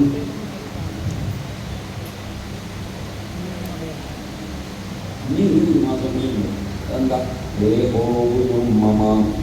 ദേഹം ദേഹം വിജ്ഞാനവും വിരക്തിയും വരുത്തുന്നു. അതിനെ എത്ര തിന്നാൻ കൊടുത്താലും അത് വളർന്നതിനൊരു പരിധിയുണ്ട്. അല്ലേ? ദേഹത്തിന് ഒരു ഘട്ടം വരെ അത് വളർന്നു. അത് കഴിഞ്ഞാൽ പിന്നെ രണ്ടുള്ള അധികം വെച്ചാൽ വയ്യാന്നോ. എത്ര വിഷയങ്ങൾ ആസ്വദിക്കാനുണ്ടെങ്കിലും അത് ആസ്വദിക്കുന്നതിന് പരിധിയുണ്ട് എന്നതിനാൽ നിങ്ങൾക്ക് വിഷയങ്ങൾ തീരും, അല്ലെങ്കിൽ വിഷയങ്ങൾ ആസ്വദിക്കുന്ന ഇന്ദ്രിയങ്ങൾക്ക് അതിനുള്ള കഴിവ് ഇല്ലാതെ വരും. അപ്പം അതുകൊണ്ട് വിഷയാസ്വാദനത്തിന് ശരീരം പൂർണ്ണമായും സമർത്ഥമല്ല എന്നുള്ളത് വിലക്കിരിക്കുന്നു. അങ്ങനെയൊക്കെ ചിന്തിക്കാൻ ശ്രേഷ്ഠമായിട്ടൊരു ബുദ്ധിയുണ്ട് എന്നത് ജ്ഞാനത്തിനൊക്കെ വഴിവെക്കുന്നു. അതുകൊണ്ട് കാലം പിന്നാലെ ഉണ്ടെന്ന് ബോധിച്ച അയാളൊന്നും കിട്ടുന്നതിന് മുമ്പേ ഭഗവാന്റെ വാദങ്ങളെ പിടിക്കാനായിട്ട് ഓടിക്കൊള്ളാനാണ് പറയുന്നത്. ഇതൊക്കെ ഇങ്ങനെ കാണുന്ന കാഴ്ചകളിൽ നിന്ന് പലതും നമ്മൾ പഠിക്കാനുണ്ട്. ഒരു ഗുരുവിൽ നിന്ന് ഒരു ഉപദേശം സ്വീകരിക്കുന്നതല്ല പരമമായ ജ്ഞാനത്തിന് കാരണം. നഹ്യേകസ്മാത് ഗുരോ ജ്ഞാനം സുസ്ഥിരം സ്യാത് സുപുഷ്കരം. പിന്നെന്ത് വേണം? നമ്മൾ നമ്മുടെ എക്സ്പീരിയൻസസിൽ നിന്നൊക്കെ പാഠങ്ങൾ ഉൾക്കൊണ്ട് ജീവിക്കണം. അതാണ് മനുഷ്യൻ്റെ വൈഭവം. അല്ലേ? ഒരു എനിക്ക് മനസ്സിലാവുമോ? അതിൻ്റെ അച്ഛനും അമ്മയും മറ്റേ എന്താ ഇതിൽപ്പെട്ട് കെണിയിൽപ്പെട്ട് മരിച്ചാൽ കുട്ടിയിൽ വിചാരിക്കോ അവരെ പോലെ ഞാൻ പോയി പെടരുതോന്ന് വിചാരിക്കില്ലല്ലോ. പക്ഷെ മനുഷ്യനാ അതറിഞ്ഞു കഴിഞ്ഞാൽ അങ്ങനെ അവരുതെന്ന് പഠിക്കാനുള്ള ബുദ്ധിയില്ലേ? അപ്പം അതുപോലെ വിചാരം ചെയ്ത് തെറ്റും ശരിയൊക്കെ ബോധിച്ച് ബ്രഹ്മജ്ഞാനത്തിന് വേണ്ടിയിട്ട് ഉത്സാഹിക്കണം. അങ്ങനെയാണ് നമുക്ക് ഈ ശരീരം കൊടുക്കുന്നത്. ഇനി ഒരുപാട് പറയാണ്ട് നിരന്ന് പോകും. പിന്നെ ബദ്ധനാരാ മുക്തനാരാ എന്നൊക്കെ പറയുന്നു. ഒരു വൃക്ഷത്തിന് രണ്ട് പക്ഷികൾ, അതിലത്തെ ഒരു പക്ഷി വൃക്ഷത്തിലുള്ള പഴങ്ങളൊക്കെ തിന്നാനായിട്ട് പുറപ്പെട്ടു. അപ്പോൾ ആ പഴങ്ങളാണ് തൻ്റെ സുഖത്തിന് കാരണം എന്ന് ആ പക്ഷി വിചാരിച്ചു.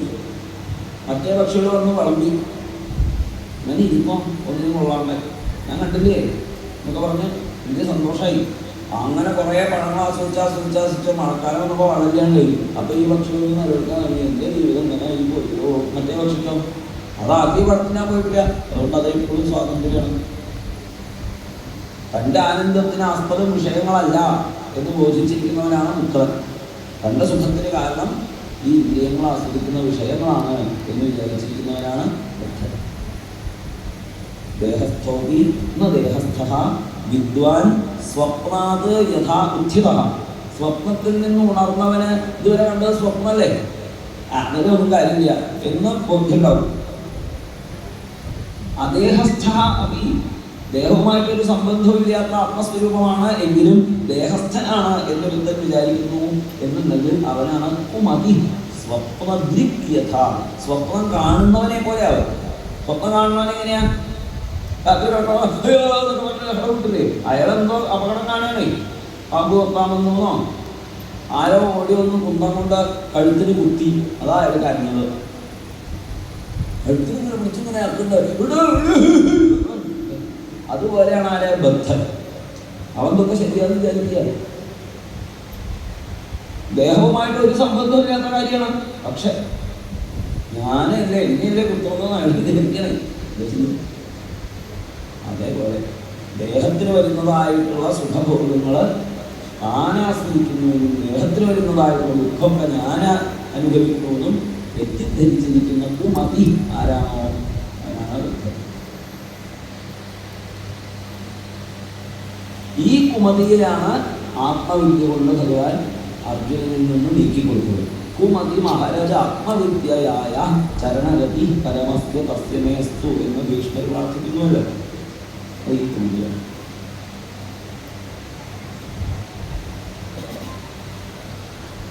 ദൈവാധീനെ ശരീരേസ്മിൻ, ഈശ്വരാധീനത്തിനനുസരിച്ച് ഇങ്ങനെ ഒഴുക്കൽപ്പെട്ട മരത്തടിയെ പോലെ ഇങ്ങനെ പ്രവർത്തിക്കുന്നതാണ് ഈ ശരീരം.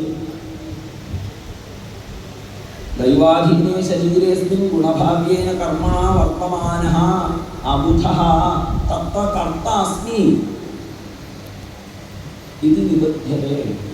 ഞാനാണ് ചെയ്യുന്നത് എന്ന് ഈ ഒഴുകണമെന്നൊക്കെ ഞാൻ എൻ്റെ അധ്വാനം കൊണ്ട് അങ്ങനെ ഒഴുകണതെന്ന് ആരും വിചാരിക്കണതേ. നമ്മൾ നാളെന്താ ചെയ്യേണ്ടത് എന്ന് ഭഗവാൻ കണക്കാക്കിയിട്ടുണ്ട്. അതറിയാണ്ട് പിറ്റേ ദിവസം ഉണ്ടോ കേട്ടോ ഞാനാണെന്ന് വിചാരിക്കുക. ഏതായാലും ഇങ്ങനെയൊക്കെ. പിന്നെ ഹംസമായിട്ട് അവതരിച്ച് മനസ്സ് വിഷയങ്ങളിലേക്കും വിഷയങ്ങൾ മനസ്സിലേക്കും ഒക്കെ പരസ്പരം അങ്ങനെ ആകർഷിക്കാൻ എന്താ കാരണം എന്ന് സനകാദികൾ ബ്രഹ്മാവിനോട് ചോദിച്ച സമയത്ത് ഭഗവാൻ അതിന് ബ്രഹ്മാവിൻ്റെ പ്രാർത്ഥന അനുസരിച്ച് ഹംസമായിട്ട് ആവിർഭവിച്ച മറുപടി കൊടുക്കുന്നു. ഹംസത്തെ കണ്ടപ്പോൾ ബ്രഹ്മാദികൾ ചോദിച്ചു, ആരാ? കോ ഭവാൻ? ചോദ്യാലുള്ള തിരിച്ചുണ്ട്. ദേഹത്തിനോടാണോ ആത്മാവിനോടാണോ? ദേഹത്തിനോടാണെന്നുണ്ടെങ്കിൽ മറുപടി ഒന്നേ ഉള്ളൂ, ഒരു ചോദിക്കേണ്ട ആവശ്യമൊന്നുമില്ല. 24 തത്വങ്ങളുടെ സഞ്ചയം. നിങ്ങളൊക്കെ ശരീരം എന്തുകൊണ്ടാണോ ഉണ്ടാക്കിയിട്ടുള്ളത് അതന്നെ. നിങ്ങളെന്താ ഈ ആരാധനയുള്ളത്? ആത്മാവിനോടാണ് ആരാധിച്ചത്. അതിന് വ്യത്യാസമില്ലല്ലോ. ഞാൻ തന്നെയാണ് നിങ്ങൾ തന്നെയാണ്. ഇതറിയാത്തതുകൊണ്ടാണ് ലോക വിഷയങ്ങൾ പലതാണ് എന്ന ധാരണ ഉണ്ടാവുന്നതും അത് ആസ്വദിച്ചാൽ ഞാൻ കേവനായി എന്നൊരു തെറ്റിദ്ധാരണ ഉണ്ടാവുന്നതും എൻ്റെയും ഉണ്ട് എന്ന് പറയാൻ വേണ്ടിയിട്ട് അമ്മായിയുടെ വീട്ടിൽ പോണ സമയത്ത് അവിടെയുള്ള ചെടി പറിച്ചുകൊണ്ട് ഇവിടെ വെച്ചു ഫോണിൽ ഫോട്ടോ എടുത്ത് എല്ലാവർക്കും കാണിച്ചു കൊടുത്തു. വെടിയുണ്ട്. സാവിത്രിയുടെ അവിടെ മാത്രമല്ല ഉള്ളൂ, സുശീലയുടെ അവിടെ മാത്രമല്ല ഉള്ളൂ, വെടിയുണ്ട് ഇത് കാട്ടാൻ തോന്നുന്നത് എന്തുകൊണ്ടാ? പലതില്ല, ഒന്നേ ഉള്ളൂ എന്നറിയാത്തതുകൊണ്ടാണ്.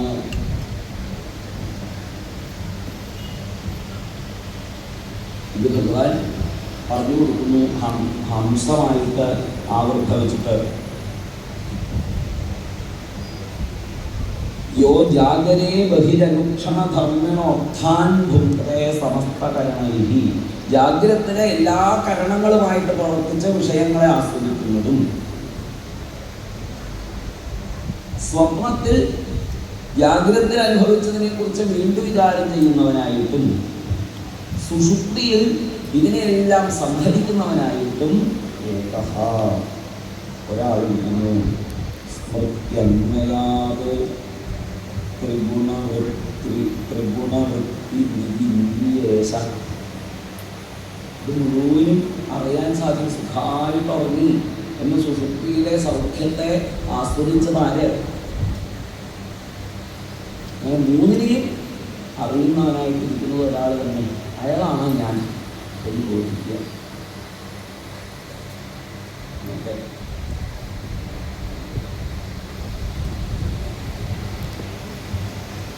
മാനവി ഭക്തി യോഗത്തിൻ്റെ മഹിമ, സത്സംഗത്തിൻ്റെ മഹിമ ഒരറിവില്ലാഞ്ഞിട്ടും ഗോപനാരിമാരും വ്യാധനും അതുപോലെ ഗജോ ഗിദ്ധോ മണിക്കഥ അങ്ങനെ അനവധി ആൾക്കാരെ ഭഗവാൻ ഉദാഹരിക്കുന്നത്. അവരൊക്കെ എൻ്റെ അടുത്തെത്തിയില്ലേ ബഹവഹ മത്പദം പ്രാപ്താഹ വാഷ്ടകായാധവാദം. അവരൊക്കെ സത്സംഗം കൊണ്ടാണ് എൻ്റെ അടുത്തേക്ക് എത്തിയത്. ഏത് യോഗമാർഗങ്ങളും സത്സംഗത്തെ തോൽപ്പിക്കാൻ സാധിക്കുന്നവരായിട്ട് വരുന്നില്ല. കാരണം എല്ലാ മാർഗങ്ങളെ അപേക്ഷിച്ച് സത്സംഗമാണ് ഏറ്റവും കേണം എന്ന സത്സംഗത്തിൻ്റെ മഹിമയെക്കുറിച്ച് പറയുന്നുണ്ട്. അതുപോലെ ധ്യാനിക്കുന്ന വിധിയെക്കുറിച്ച് പറയുന്നുണ്ട്. ഭഗവാനെ ആരാധിക്കുമ്പോൾ കിട്ടുന്ന സിദ്ധികളിൽ മോഹിച്ച് ഭഗവാന്റെ അടുത്തേക്കുള്ള യാത്ര പകുതി വെച്ച് അവസാനിപ്പിക്കരുത് എന്ന് പറഞ്ഞു തരുന്നുണ്ട്. പിന്നെ ഓരോരോ ജീവജാലങ്ങളുടെ കൂട്ടങ്ങളിൽ പ്രധാനപ്പെട്ടതിനെ ഭഗവാനായിട്ട് കണ്ട് പ്രപഞ്ചത്തിലുള്ളതെല്ലാം ഈശ്വരനാണ് എന്നറിയാൻ അനുവദിക്കുന്നതായ വിഭൂതി യോഗത്തെക്കുറിച്ച് പറയുന്നുണ്ട്. പിന്നെ വർണ്ണാശ്രമധർമ്മങ്ങൾ പറയുന്നുണ്ട്.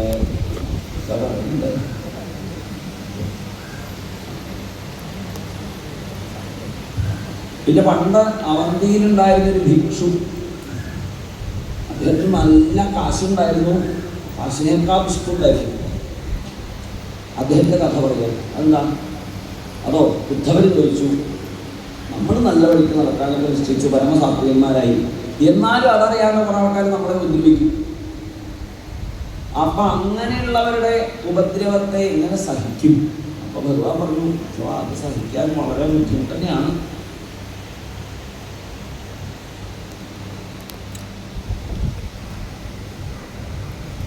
ഗുരുത്രയ ഭിന്നമാത്മാനീയ സമാധാനം ഈശ്വര മാത്രം. ഗുരുക്രികളെ കൊണ്ട് ഹൃദയം മുറിക്കപ്പെട്ടാലേ ഓരോ ആൾക്കാരും പറയുന്നത് കേട്ടാൽ ഹൃദയം മുറിയും. അത് എന്താണ്, അതിനെ ഹീലിക്കാൻ കഴിയുന്നവർ വളരെ കുറവാണെന്നാണ്, എളുപ്പമല്ല. തഥാതപ്യതേ വിദ്ധാകുമാൻ ദാനയസ്തു വർമ്മഗൈഹി യഥാകുദന്തി മർമ്മസ്ഥാഖ്യസതാം പരുഷേഷമാണ്. അതിനൊരു അമ്പ് കൊണ്ടത് കുത്തിയാൽ ഇതുപോലെ മുറിയില്ല. ഈ ആൾക്കാരുടെ ചിന്തവാക്കുകൾ കേൾക്കണം, അത്ര മുറിയില്ല. ശരിയെന്നെ ഉത്തരം പറഞ്ഞത് എനിക്കറിയേ. അതിനെ ഭഗവാൻ അതിൻ്റെ പണ്ടുകൂടെ ഒരു പാട്ടുണ്ടായത് ഇതുപോലെ ചെറുകട്ടത് കൃഷ്ണനെ പാട്ട്. നമുക്ക് അങ്ങനെയൊക്കെ ആൾക്കാർക്ക് അസതാം പരുഷേഷമ, അസത്തുക്കളുടെ പരുഷമായ വാക്കുകൾ വായിക്കുമ്പോൾ ശ്രദ്ധിക്കണം കേട്ടോ. അസതാം പുരുഷേഷമെന്നല്ല അർത്ഥം. ഉദ്ധവ, ഞാനൊരു കഥ പറയാം. കേനചിത് ഭിക്ഷുണാ നീതം പരിഭൂതേന ദുർജനൈഹി സ്മരതാ ധൃതിയുക്തേന വിപാകം നിജകർമ്മണം നിജകർമ്മണം വിപാകം സ്മൃതിയുക്തേന സ്മരതാ ഭിക്ഷുണ. പണ്ട് തൻ്റെ കർമ്മങ്ങളെ കൊണ്ടാണ് തനിക്ക് ഈ ആപത്തുകളൊക്കെ വന്നത് എന്ന് പക്വതയോടുകൂടിയിട്ട് സ്മരിക്കാൻ സാധിച്ച ദുർജനങ്ങളാൽ പരിഭൂതനാക്കപ്പെട്ട ഒരു ദ്വിജൻ പാടിയ പാട്ട് അങ്ങനെയൊക്കെ ഞാൻ കേൾപ്പിക്കാം. അവന്തിയിലായിരുന്നു ബ്രാഹ്മണുണ്ടായിരുന്നത്. അദ്ദേഹത്തിന് കാശുണ്ടായിരുന്നിട്ട് ആർക്കും കൊടുക്കില്ല. അപ്പോൾ ധാർമ്മികമായ പ്രവൃത്തികൾക്കൊന്നും കാശ് വിനിയോഗിക്കാതെ സൽക്കർമ്മങ്ങളൊന്നും ചെയ്യാത്തത് കൊണ്ട് അതിഥികളും ജീവജാലങ്ങളും മാതാപിതാക്കളും ഗുരുനാഥന്മാരും അങ്ങനെയുള്ള പഞ്ചഭാക്കുകളൊക്കെ ഇദ്ദേഹത്തിനെതിരായി. കയ്യിലുള്ള കാശൊക്കെ നഷ്ടപ്പെടാൻ പോയി. അങ്ങനെ ഒന്നുമില്ലാണ്ട് ഇപ്പം അദ്ദേഹത്തെ ഭവനത്തിൽ നിന്ന് ആട്ടി പുറത്താക്കി. ആ ഭവനത്തിൽ നീയിട്ടു. ബന്ധുക്കളും രാജാക്കളും കള്ളന്മാരും ഒക്കെ കൊണ്ടിട്ട് അദ്ദേഹത്തെ ഒന്നും ഇല്ലാത്തവരാക്കി. ഒരു കമ്പിളിയും കുറച്ച് വടിയും കുത്തി ഇങ്ങനെ നടക്കുന്നു.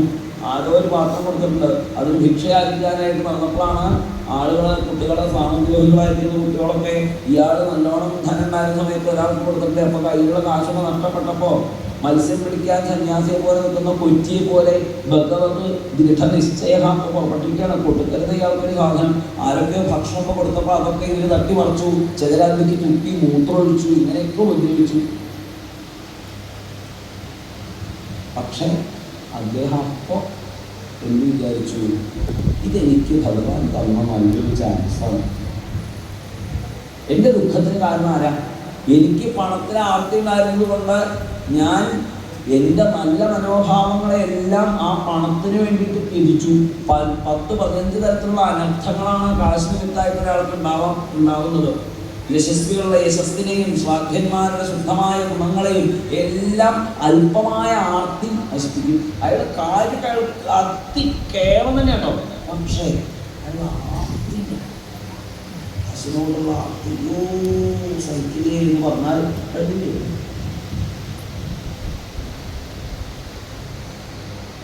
വിദ്യന്തേ പ്രാതരോ ജാന പിതര സുഹൃതസ്തഥ ഏകാസ്നിഗ്ധ കാകിണിന സദ്യ സർവേ ഏരയഹൃത.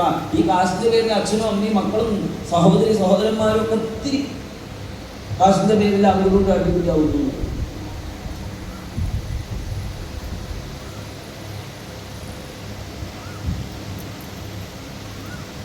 അപ്പൊ അങ്ങനെ ചെലവഴിക്കേണ്ടതല്ല ഈ മനുഷ്യജന്മമെന്ന് ഭഗവാൻ എന്നെ ബോധിപ്പിക്കാൻ വേണ്ടിയിട്ടാണ് ഇന്ന് എന്നെ ഈ അവസ്ഥയിൽ എത്തിച്ചത് എന്ന് അദ്ദേഹം പറഞ്ഞു. അദ്ദേഹം അവിടെ ചോക്കേട് പാടാൻ തുടങ്ങി. എപ്പോഴാണ് പാട്ടൊക്കെ വരിക? മനസ്സെല്ലാം സന്തോഷമായിട്ടിരിക്കുന്ന സമയത്താണ് ആ പാട്ടൊക്കെ ഒന്ന് പാടാന്ന് തോന്നുന്നത്. അങ്ങനെയാണല്ലോ സദ്യക്കൊക്കെ പായസം കൊണ്ടേല പാട്ട് പാടുക ഇല്ലേ? അങ്ങനെ കേരളത്തിലൊക്കെ വെച്ചാൽ പായസം കൊണ്ടിയാൽ അപ്പം തുടങ്ങായി പോത്ത് ചെല്ലാനൊക്കെ.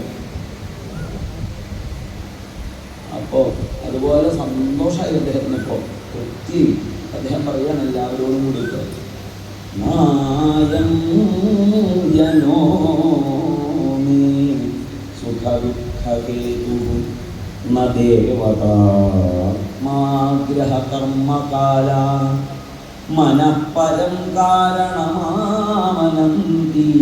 സംസാരചക്രം പരിവർത്തയത്.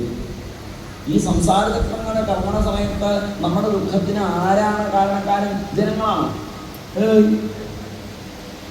ദേവതകളാണോ? ഇല്ല.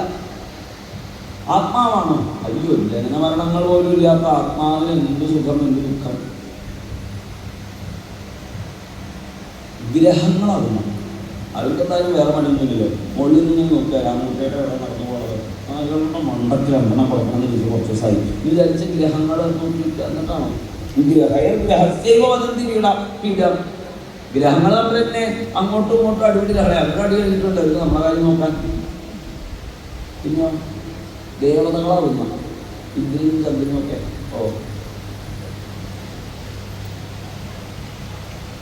അതില്ല. എന്നാ പിന്നെ ഒറ്റൊന്നേ കാലക്കട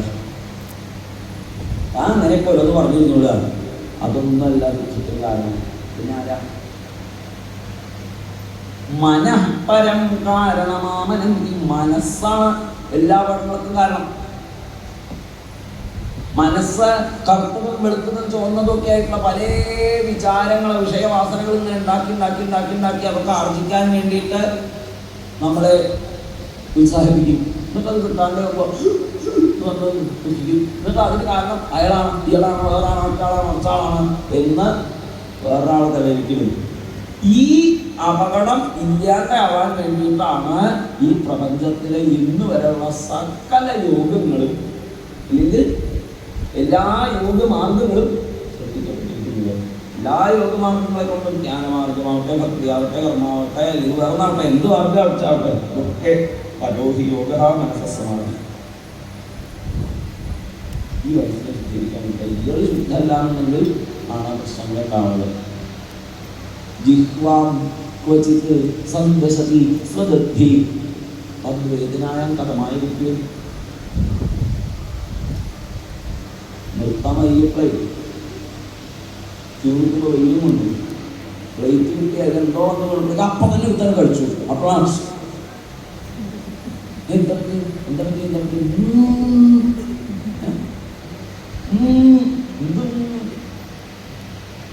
ദൃഷ്ട്വാം ക്വചിത് സ്വദദ്ധി സന്ദശതി. ഇടയ്ക്ക് എന്ത് പറ്റും? അവനവൻ്റെ വല്ലതുകൊണ്ട് അവനവൻ്റെ നാവ് കഴിക്കും, അവനവന് വേദിക്കും. താൻ കാരണം ഒന്നാമത് കൊടുക്കാൻ പറ്റും, അപ്പുറത്തുള്ള ആൾക്ക് ഒറ്റ തവണ കൊടുക്കേണ്ടി വരും. അപ്പോ അവനവൻ്റെ വല്ലതുകൊണ്ട് അവനവൻ്റെ നാവ് കഴിച്ച് അവനവന് വേദിച്ചാൽ ആരോഗ്യം രക്ഷപ്പെടും. അപ്പോൾ മനസ്സാണ് എല്ലാ പ്രശ്നങ്ങൾക്കും കാരണം. അതിനെ ശുദ്ധിയാക്കാൻ വേണ്ടിയിട്ട് എൻ്റെ പൂർവികരായിരിക്കുന്ന സജ്ജനങ്ങള് മുകുന്ദാംഘ്രിഷേവ എന്നൊരു ഉപായം സ്വീകരിച്ചിട്ടുണ്ട്. ഞാനും ആ വഴിക്ക് അങ്ങോട്ട് പോകും.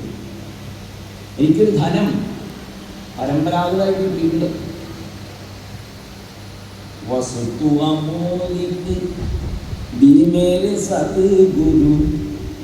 എൻ്റെ ഗുരുനാഥന്മാർ തന്നതാണ്. അതേതാ ധനം?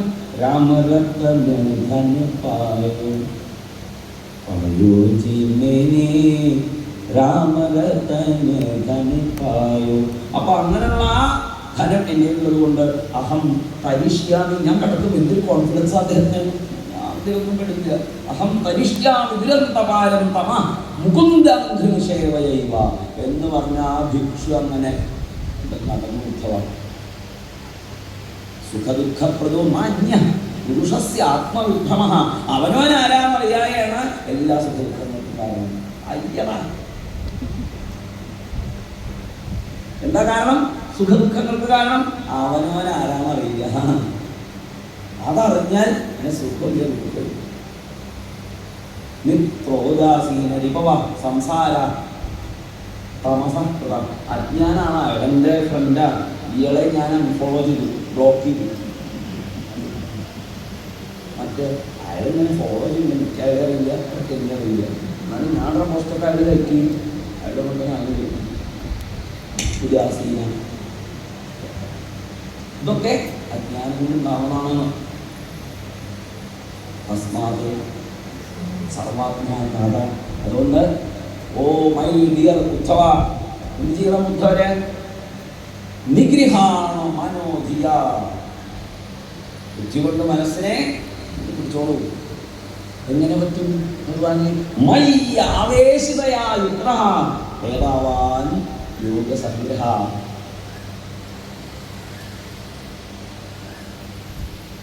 ഭക്തി കൊണ്ട് മനസ്സ് ഭഗവാനിലേക്ക് ആവേശിക്കട്ടെ. സത്സംഗം കൊണ്ടുണ്ടാവുന്ന ഭക്തി കൊണ്ട് ഇത്ര പറയാനുള്ളൂ.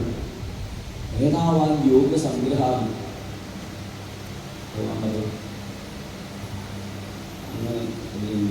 പിന്നെ ഉർവശിയുടെ പിന്നാലെ പോകാൻ പുറപ്പെട്ടിട്ട് അവസാന വട്ടത്തിലായ തിരുവിലാസിന്റെ കഥ ആലോചിച്ചു. ഉർവശിയുടെ തലമുടി കണ്ടു, എന്തൊരു ഭംഗി വിചാരിച്ചു. അങ്ങനെ ഉർവശി എന്തോ ഭക്ഷണം ഉണ്ടാക്കി കൊടുത്തു. അത് കഴിച്ചപ്പോഴാണ് അയ്യോ നമ്മൾ ഉർവശിയുടെ പറഞ്ഞിട്ട് ആർക്കെങ്കിലും ഉപയോഗിക്കാൻ പറ്റുന്നത്. അപ്പൊ അതൊക്കെ അവിടെ നിൽക്കുമ്പോൾ വലിയ ഭംഗിയൊക്കെ ഉണ്ടാവും. ആത്മസ്വരൂപത്തോടു കൂടി നിൽക്കുന്ന സമയത്ത് മലീമസമായ ശരീരത്തിന് വലിയ നിയമത്തുണ്ടെന്ന് തോന്നും. പക്ഷേ ഈ ശരീരം അങ്ങനെയുള്ള മലമൂത്രങ്ങളുടെ ഭണ്ഡാരമായിരിക്കുന്ന ശരീരങ്ങളിൽ രമിക്കണം എന്ന് വിചാരിക്കുന്ന ഞാനും മലത്തിന് മൂത്രത്തിലൊക്കെ കിടന്ന് കുളയ്ക്കുന്നതായിട്ടുള്ള പുഴുക്കൾ തമ്മിൽ എന്താ വ്യത്യാസം എന്ന് ആലോചിച്ചു ആ ഒരു ദിവസം. അങ്ങനെ ഉർവശീലോകമഥോ വിഹായ ആ ഉർവശീലോകത്തൊക്കെ വിട്ട് ഭഗവാന്റെ പാദങ്ങളെ ശരണാഗതി ചെയ്തു. അതുകൊണ്ട് ജനന മരണങ്ങളില്ലാത്ത പാപപുണ്യങ്ങളില്ലാത്ത നിത്യമായ എല്ലാ ഇന്ദ്രിയങ്ങളുടെയും കഴിവുകളായിട്ട്, എല്ലാ ഇന്ദ്രിയങ്ങളും ആസ്വദിക്കുന്ന വിഷയങ്ങളായിട്ട് വർത്തിക്കുന്നതായ പരമതത്വത്തെ ഉൽപ്പത്തി സ്ഥിരങ്ങൾക്ക് ഹേതുവും സ്വപ്നജാഗ്രത സുഷുപ്തികൾക്ക് സാക്ഷിയും എല്ലാമായിരിക്കുന്ന നിർഗുണവും നിരാകാരവുമായിരിക്കുന്ന പരമതത്വമാണ് ഞാൻ എന്ന് വിചാരം ചെയ്ത് ഉറപ്പിച്ചോളൂ ഉദ്ധവ. അതല്ലാതെ മറ്റൊന്നില്ല. പറയും കേട്ടോ. അപ്പം പിന്നെ ലേറ്റ്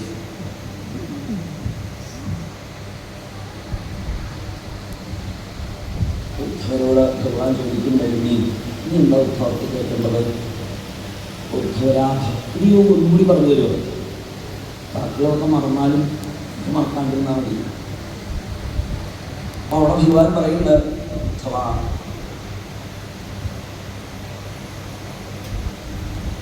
സർവം ബ്രഹ്മാത്മകം തസ്യ വിദ്യയാ ആത്മമനീഷയാ പരിപശ്യന്യുപരമേത് സർവതഃ മുക്ത സംശയം. ഒരു സംശയമില്ലാണ്ട് എല്ലാറ്റിൽ നിന്നും വിരമിച്ച് എല്ലാം ബ്രഹ്മം തന്നെ എന്ന ബോധ്യത്തിലാണ് നിൽക്കുക. ഭാഗവത ധർമ്മങ്ങളിൽ നിന്ന് അണുവിട വ്യതിചലിക്കരുത്.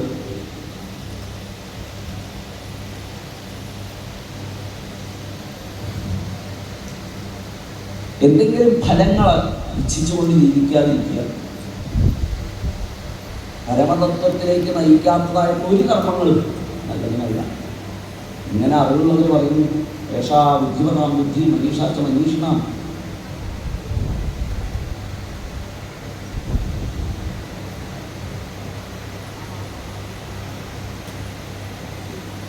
അപ്പൊ ഈ പരമജ്ഞാനം ഇതുകൊണ്ട് ബ്രാഹ്മണനാവട്ടെ, ദുർഗസനാവട്ടെ, കള്ളനാവട്ടെ, അക്രൂരനാവട്ടെ, ക്രൂരനാവട്ടെ, ബ്രഹ്മണ്യനാവട്ടെ, സൂര്യനാവട്ടെ, സ്ത്രീകമാവട്ടെ, എല്ലാറ്റിനെയും ഒന്നാണെന്നറിയാൻ സാധിക്കലാണ് ഉദ്ധവ. അതുണ്ടാവുക. അതിനു വേണ്ടിയിട്ട് സത്സംഗം ചെയ്യുക, നിരന്തരം കഥാശ്രവണം ചെയ്യുക, കഥാശ്രവണം ചെയ്ത് കീർത്തനങ്ങൾ ചെയ്യുക, ഖുർആനെ സ്മരിക്കുക എന്നാണ് വേണ്ടത്.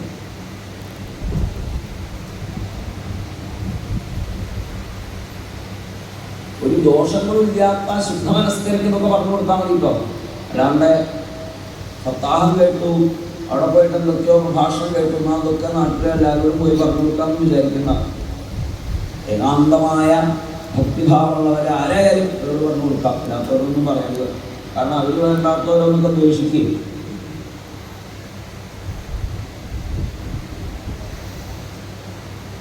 സമസ്ത കർമ്മങ്ങളും ത്യജിച്ച് മനസ്സ് ഭഗവാന് സമർപ്പിച്ച് അമൃതത്വത്തെ പ്രാപിക്കുക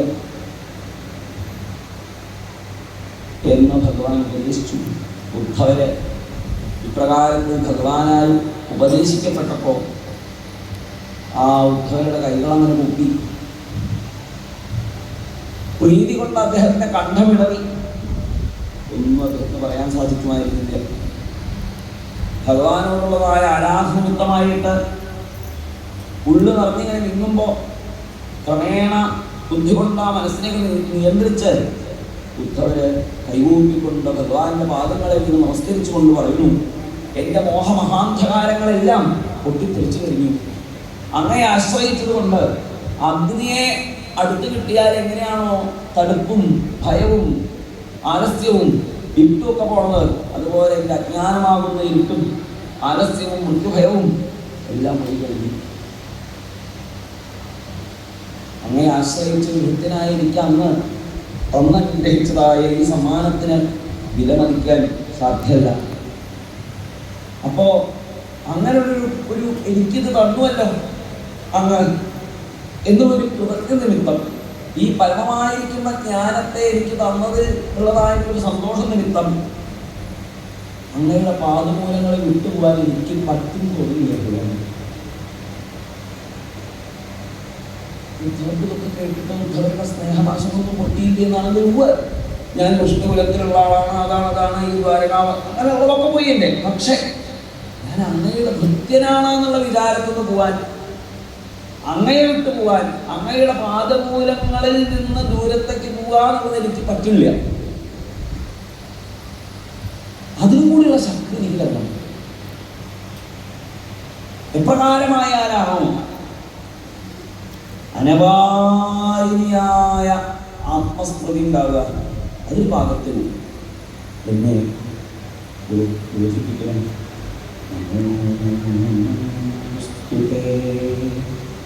മഹായോഗി പ്രപന്നമനുഷാധിമാ യഥാ ത്വച്ചരണാംഭോജേ രതിസ്യാൽ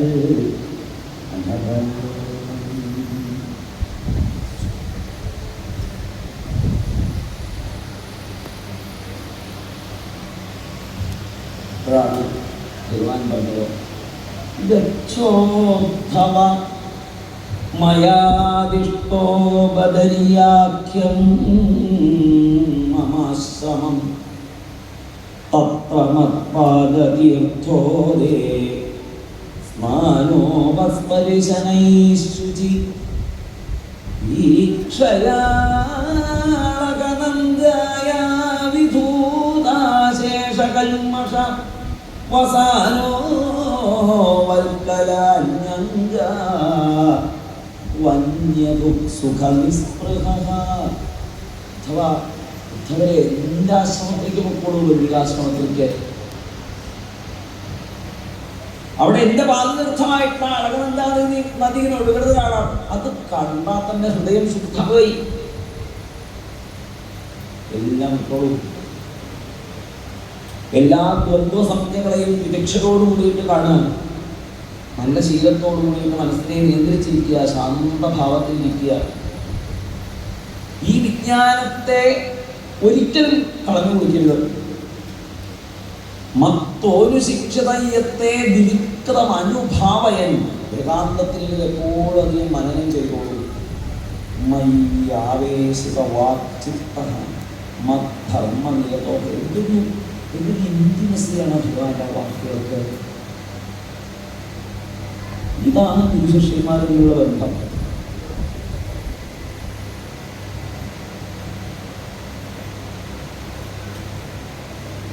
ഗുരുവിന് തന്റെ ശിഷ്യനോടുള്ള വാത്സല്യം പ്രകടിപ്പിച്ചതും മതിയാവില്ല. ആ ഗുരുവെ അത്യന്തം കൃതജ്ഞത കൊണ്ട് വിട്ടുപോകാൻ സാധിക്കാതെ കഴിയുന്ന ശിഷ്യൻ.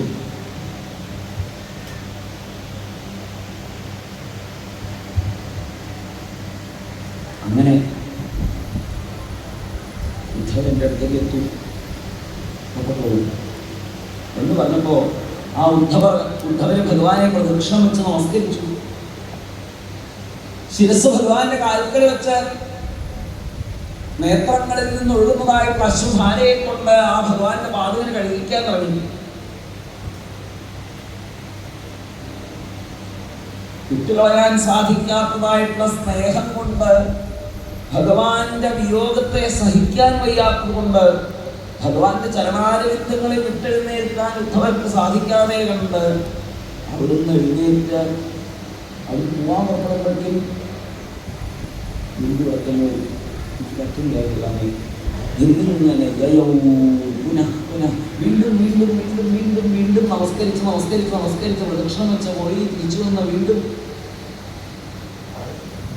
ഉദ്ധവർക്ക് നിരുപാധികം എന്നെ വിട്ടുപോകാൻ സാധിക്കില്ല എന്ന് തോന്നിയ ഭഗവാൻ തതസ്തമന്തരഹൃദി സന്നിവേശ്യ, അന്തരഹൃദയത്തിൽ തന്നെ സന്നിവേശിപ്പിക്കാൻ പാകത്തിനൊരു ഉപായം തൻ്റെ പാദുകളെ ഉദ്ധവർക്ക് നൽകി.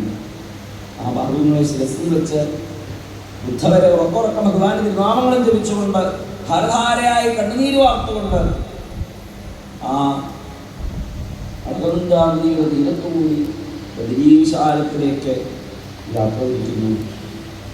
അവിടെ തപസ് ചെയ്ത് ഭഗവാൻ പറഞ്ഞതുപോലെ വിവിധ ദേശത്തിരുന്നുകൊണ്ട് ഭഗവാന്റെ വാക്കുകളെ അനുസ്മരിച്ചു ഉദ്ധവര് ഹരേ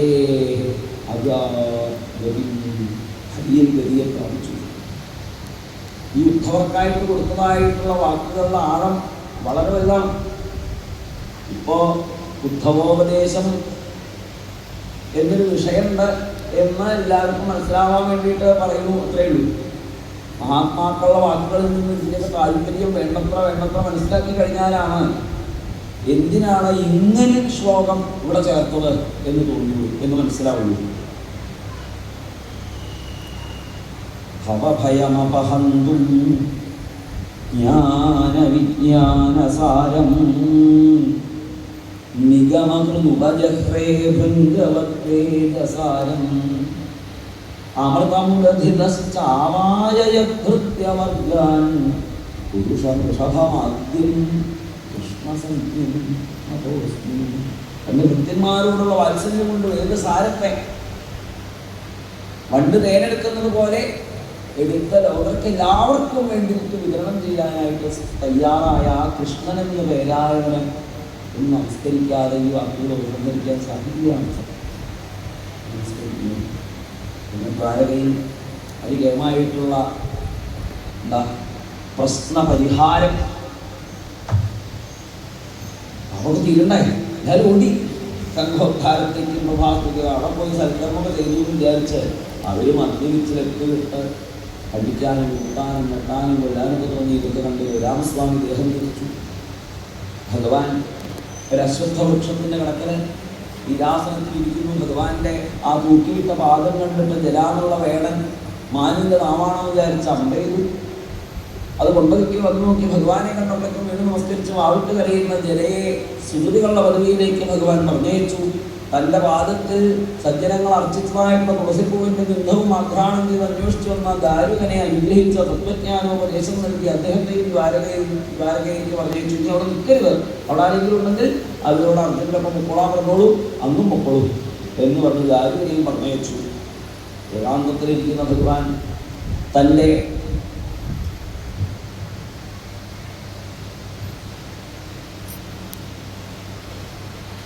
നരലോക മനോഭിരാമമായിരിക്കുന്ന എന്തു വാക്കപ്പോൾ പറയേണ്ടത് അറിയില്ല.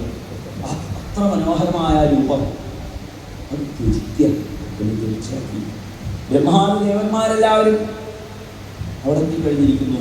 ചതുർഭുജാകാരനായി ശംഖചക്രാദികളൊക്കെ ധരിച്ചിരിക്കുന്ന ആ ഭഗവാന്റെ നീലമേഘ ശ്യാമള കോമള രൂപം അത് തിരിച്ച ഭഗവാൻ എവിടേക്കാ പോവുക എന്നറിയാൻ ഉത്സാഹഭരിതരായിട്ട് ദുർദുഭ്യാദി വാദ്യങ്ങളൊക്കെ മുഴക്കിക്കൊണ്ട് അവിടെ കാത്തിരിക്കുന്ന സകലരെയും പറ്റിച്ചുകൊണ്ട് ഒരു ഇടിമിന്നൽ എന്നതുപോലെ ആ ദിവ്യമായിരിക്കുന്ന നേത്രങ്ങൾ കൊണ്ട് ബ്രഹ്മാവിനൊന്നങ്ങനെ നോക്കി പത്മനേത്രേ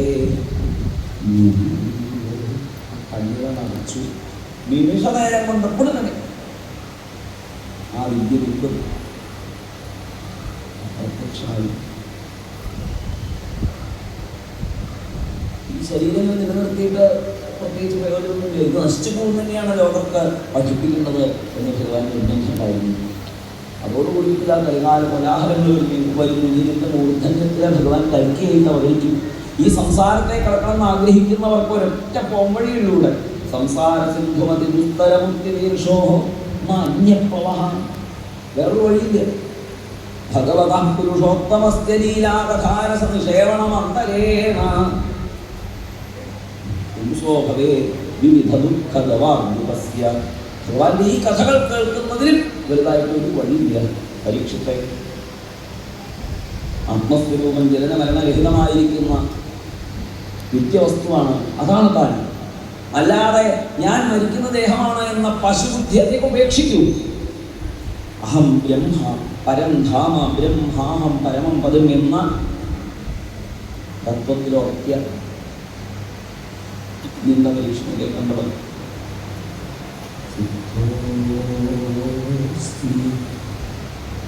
അനുഗ്രഹീതോസ്മി ഭവതാ കരുണാത്മനാ. അതെയോ കാരുണ്യവാരിധേ, അങ്ങയുടെ കാരുണ്യം കൊണ്ടിതാ എനിക്കുന്ന എന്തറിയണോ അതറിയാൻ സാധിച്ചിരിക്കുന്നു.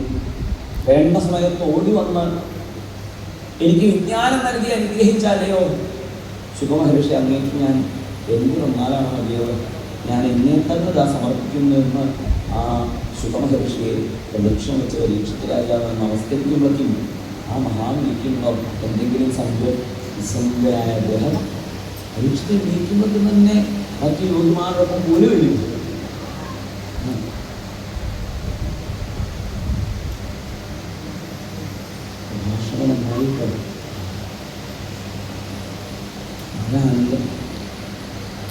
ഞാനാ ചെയ്തതെന്നുള്ളൊരു ഭാവത്തിന് ഉണ്ടെങ്കിലല്ലേ ഇവർക്ക് കേൾക്കാൻ പറ്റുള്ളൂ.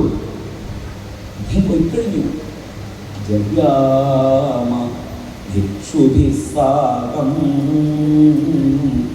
നരദേവേന പൂജിത. വേറൊരു പൂജയും വേണ്ടിയൊന്നുമില്ല, തന്നെ വേണ്ടിയുള്ളൂ. തക്ഷകൻ പരീക്ഷത്തിന്റെ ദേഹത്തെ നശിപ്പിക്കേണ്ട ഉത്തരവാദിത്തം എന്നതുപോലെ ബ്രഹ്മഭൂതസ്യ രാജഋഷേഹേ ദേഹഃ, ആ ബ്രഹ്മഭൂതനായിരിക്കുന്ന മഹാത്മാവിന്റെ ദേഹത്തെ വന്ന് ദംശിച്ചു. അത് അഗ്നിക്കിരയായി. അങ്ങനെ പരീക്ഷത്തെ ദേഹം തിരിച്ചിരിക്കുന്നു. എൻ്റെ അച്ഛനെ പാമ്പ് കടിച്ചു കൊണ്ടു എന്നൊക്കെ പറഞ്ഞ് ജനമേഖലയിൽ സർപ്പസത്രം നടത്താൻ പറ്റുന്നത് ഒക്കെ പിന്നെ സജ്ജനങ്ങൾ നിർത്തിച്ചു. പിന്നെ ശൗനകാദികൾ ചോദിച്ചതനുസരിച്ച് സൂതമഹാശയൻ വേദവിഭജനത്തെക്കുറിച്ചിട്ടും വേദാചാര്യന്മാരെ കുറിച്ചിട്ടും വേദസാരങ്ങളായിരിക്കുന്ന പുരാണങ്ങളെ കുറിച്ചിട്ടും ആ പുരാണാചാര്യനായ മാർക്കണ്ഡേയൻ പണ്ട് നരനാരായണന്മാരുടെ അനുഗ്രഹത്തിന് മാത്രമായി നരനാരായണന്മാരുടെ മുമ്പിലേക്ക് പറഞ്ഞയച്ചതുപോലെ വൃന്ദികസ്ഥലി എന്ന് പറഞ്ഞ വ്യക്തി ദേവേന്ദ്രൻ ഇദ്ദേഹത്തിൻ്റെ അടുത്തേക്കും പറഞ്ഞയച്ചു. ഇദ്ദേഹം കണ്ണു തന്നെ തുറന്നില്ല. മറ്റേത് അവർ ഡാൻസ് ഒക്കെ ഒന്ന് കാണുകയും ചെയ്തു. ഇദ്ദേഹം കണ്ണുപോലും തുറന്നില്ല. അവ അദ്ദേഹത്തെ അനുഗ്രഹിക്കാനായിട്ട് നരനാരായണന്മാർ മുമ്പിൽ വന്നപ്പോൾ അവരെ ഭംഗിയായിട്ട് സ്തുതിച്ചു. സ്തുതിയൊക്കെ കഴിയുമ്പോൾ അവർ ചോദിച്ചു എന്താ വരം വേണ്ട ഒന്നും വേണ്ട എന്തെങ്കിലും ഒന്നും എന്നാ മായ എന്താ അത് കണ്ടിട്ടില്ല. മായ എന്താ കണ്ടിട്ടില്ല നമ്മളാച്ച അത് കണ്ടിട്ടില്ല. മായ ഒന്ന് കാണണം അതൊക്കെ വേണോ ചോദിച്ചു. കാണാം. ഓ ശരി അവരൊന്ന് പോയി. അപ്പോഴേക്കും സന്ധ്യാവന്തനത്തിന് സമയമായി. ആ പോട്ടെ വിചാരിച്ച് അദ്ദേഹം ആശ്രമത്തിൽ എണീറ്റ് കമണ്ടിലൊക്കെ എടുത്ത് സന്ധ്യാവന്തനത്തിന് പുഴയിലേക്ക് കൊണ്ടുണ്ട്. പുഴ വിടുന്നു. ആ വെള്ളത്തിൽ മുങ്ങി ധരിക്കുന്നു മരിക്കുന്നു. അവസാനം ഒരു പേരാല് മുങ്ങാണ്ട കണ്ടു. അതിൻ്റെ ഇടയിലിതാവും ഉണ്ണികൃഷ്ണൻ വേഗം പോയിട്ട് അദ്ദേഹത്തെ കാല് പിടിച്ചപ്പോഴേക്കും അദ്ദേഹത്തിൻ്റെ ശ്വാസവായുവിലൂടെ അങ്ങ് അവിടെയും കുറേ ലോകങ്ങൾ അവിടെയും ധരിക്കുന്നു മരിക്കുന്നു ഒക്കെ കഴിഞ്ഞ് വീണ്ടും പുറത്തേക്ക് വന്നു. ഇനി വിട്ടില്ല എന്ന് ഉറപ്പിച്ച് അദ്ദേഹത്തിന്റെ കാലിൽ മുറുക്കി പിടിച്ചപ്പോഴേ സ്വാശ്രമേ പൂർവ്വസ്ഥിത അവിടെ തന്നെയാണ്. ആശ്രമത്തിലെ കമണ്ടിൽ കൊടുത്തിട്ടില്ല, പുഴയ്ക്ക് പുറപ്പെട്ടില്ല, സന്ധ്യാവന്തനത്തിന് സമയമായിട്ടില്ല. നാരായണന്മാരൊക്കെ നടന്നിട്ടേ ഉള്ളൂ. ഇതാണല്ലേ ഭഗവാന്റെ മായ ഇല്ല എന്ന് ആ മഹാമുനി ബോധിച്ചു. അങ്ങനെ ഭഗവാന്റെ മായയിൽ നിന്ന് രക്ഷപ്പെട്ട് വർദ്ധിക്കുന്ന ഇങ്ങനെയുള്ള സജ്ജനങ്ങളെ കാണലാണ് ഏറ്റവും വലുത്. അവിടെ വന്ന മഹാദേവനും മാധവിയും മാർക്കണ്ഡേയനോട് പറയുന്ന ചില വാക്കുകളുണ്ട്. നിങ്ങളെന്ത് നമസ്കരിക്കേണ്ടത് എന്ന് ആരാ പറയണത് നോക്കൂ. മഹാദേവൻ ഇവിടെ വന്നിട്ട് പറയണേ എന്നെപ്പോലുള്ളവരല്ലേ നമസ്കരിക്കേണ്ടത് എന്ന്. അതൊക്കെയാണ് നമ്മുടെ സംസ്കൃതിയുടെ മേന്മ. എന്നിട്ടോ അവരും ചോദിച്ചു എന്താ വരണം നന്നായി പതിനെപ്പോളെ കുറിച്ച് മതിയായിരിക്കും ഇനിയിപ്പോൾ വരൊന്നും വേണ്ടാവും. അല്ല എന്തെങ്കിലും ചോദിക്കുന്നു ഒരൊറ്റ വരം. എന്താ വരം? വരമേകം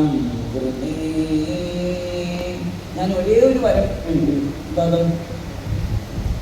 എന്ത് വരം വരാൻ നിങ്ങൾക്ക് കഴിവുണ്ട് എന്നാലും എനിക്കിത് മതി. എന്താ വേണ്ടത് ആ വരം? ഭഗവതി അച്യുതാം ഭക്തി തത്പരേഷു തഥാത്വയി. ഭഗവാൻ വാസുദേവന് ച്യുതിയില്ലാത്ത കുറവില്ലാത്തതായ ഭക്തി ഉണ്ടാവണം.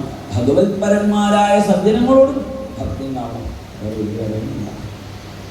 പുരാണാചാര്യനായിരിക്കട്ടെ ദീർഘായുസായിരിക്കട്ടെ ആഗ്രഹങ്ങൾ സാധിക്കട്ടെ എന്നൊക്കെ പറഞ്ഞ അനവധി ഫലങ്ങൾ കൊടുത്തിട്ടാണ് അവിടെ. പിന്നെ ഈ പൂജ കഴിക്കുമ്പോൾ ആരാധിക്കുന്ന ചതുർഭുജാകാരത്തിലുള്ള ഭഗവത് രൂപത്തിൻ്റെ തത്വവും 12 രാശികളിലുള്ള ആദിത്യനാരായണനായിട്ടുള്ള ഭഗവാന്റെ അയനത്തെക്കുറിച്ചുമൊക്കെ ശൗനകാദികൾക്ക് സൂതമഹാശയൻ പറഞ്ഞു കൊടുത്ത ഇനി ഒരു റിവിഷൻ ഉണ്ട്. തുടക്കം മുതൽ അവസാനം വരെയുള്ള എല്ലാ പ്രകരണങ്ങളും ഓർക്കാൻ വേണ്ടിയിട്ട് ഭാഗവത സംഗ്രഹം. അതുവരെ മുഴുവൻ കേൾക്കാനും പറ്റിയില്ല എന്നുള്ളവർക്ക് കേട്ടാൽ അതൊക്കെ ഒന്നും അങ്ങനെ കേട്ടിട്ടുള്ള ശീലമുള്ളവരൊക്കെ ഒന്നിങ്ങനെ റിവൈസ് ചെയ്യാം. അതുകൊണ്ടുള്ള ഭാഗവത സംഗ്രഹം നമുക്ക് എല്ലാവർക്കും ചേർന്ന് വായിക്കാം. സർവത്ര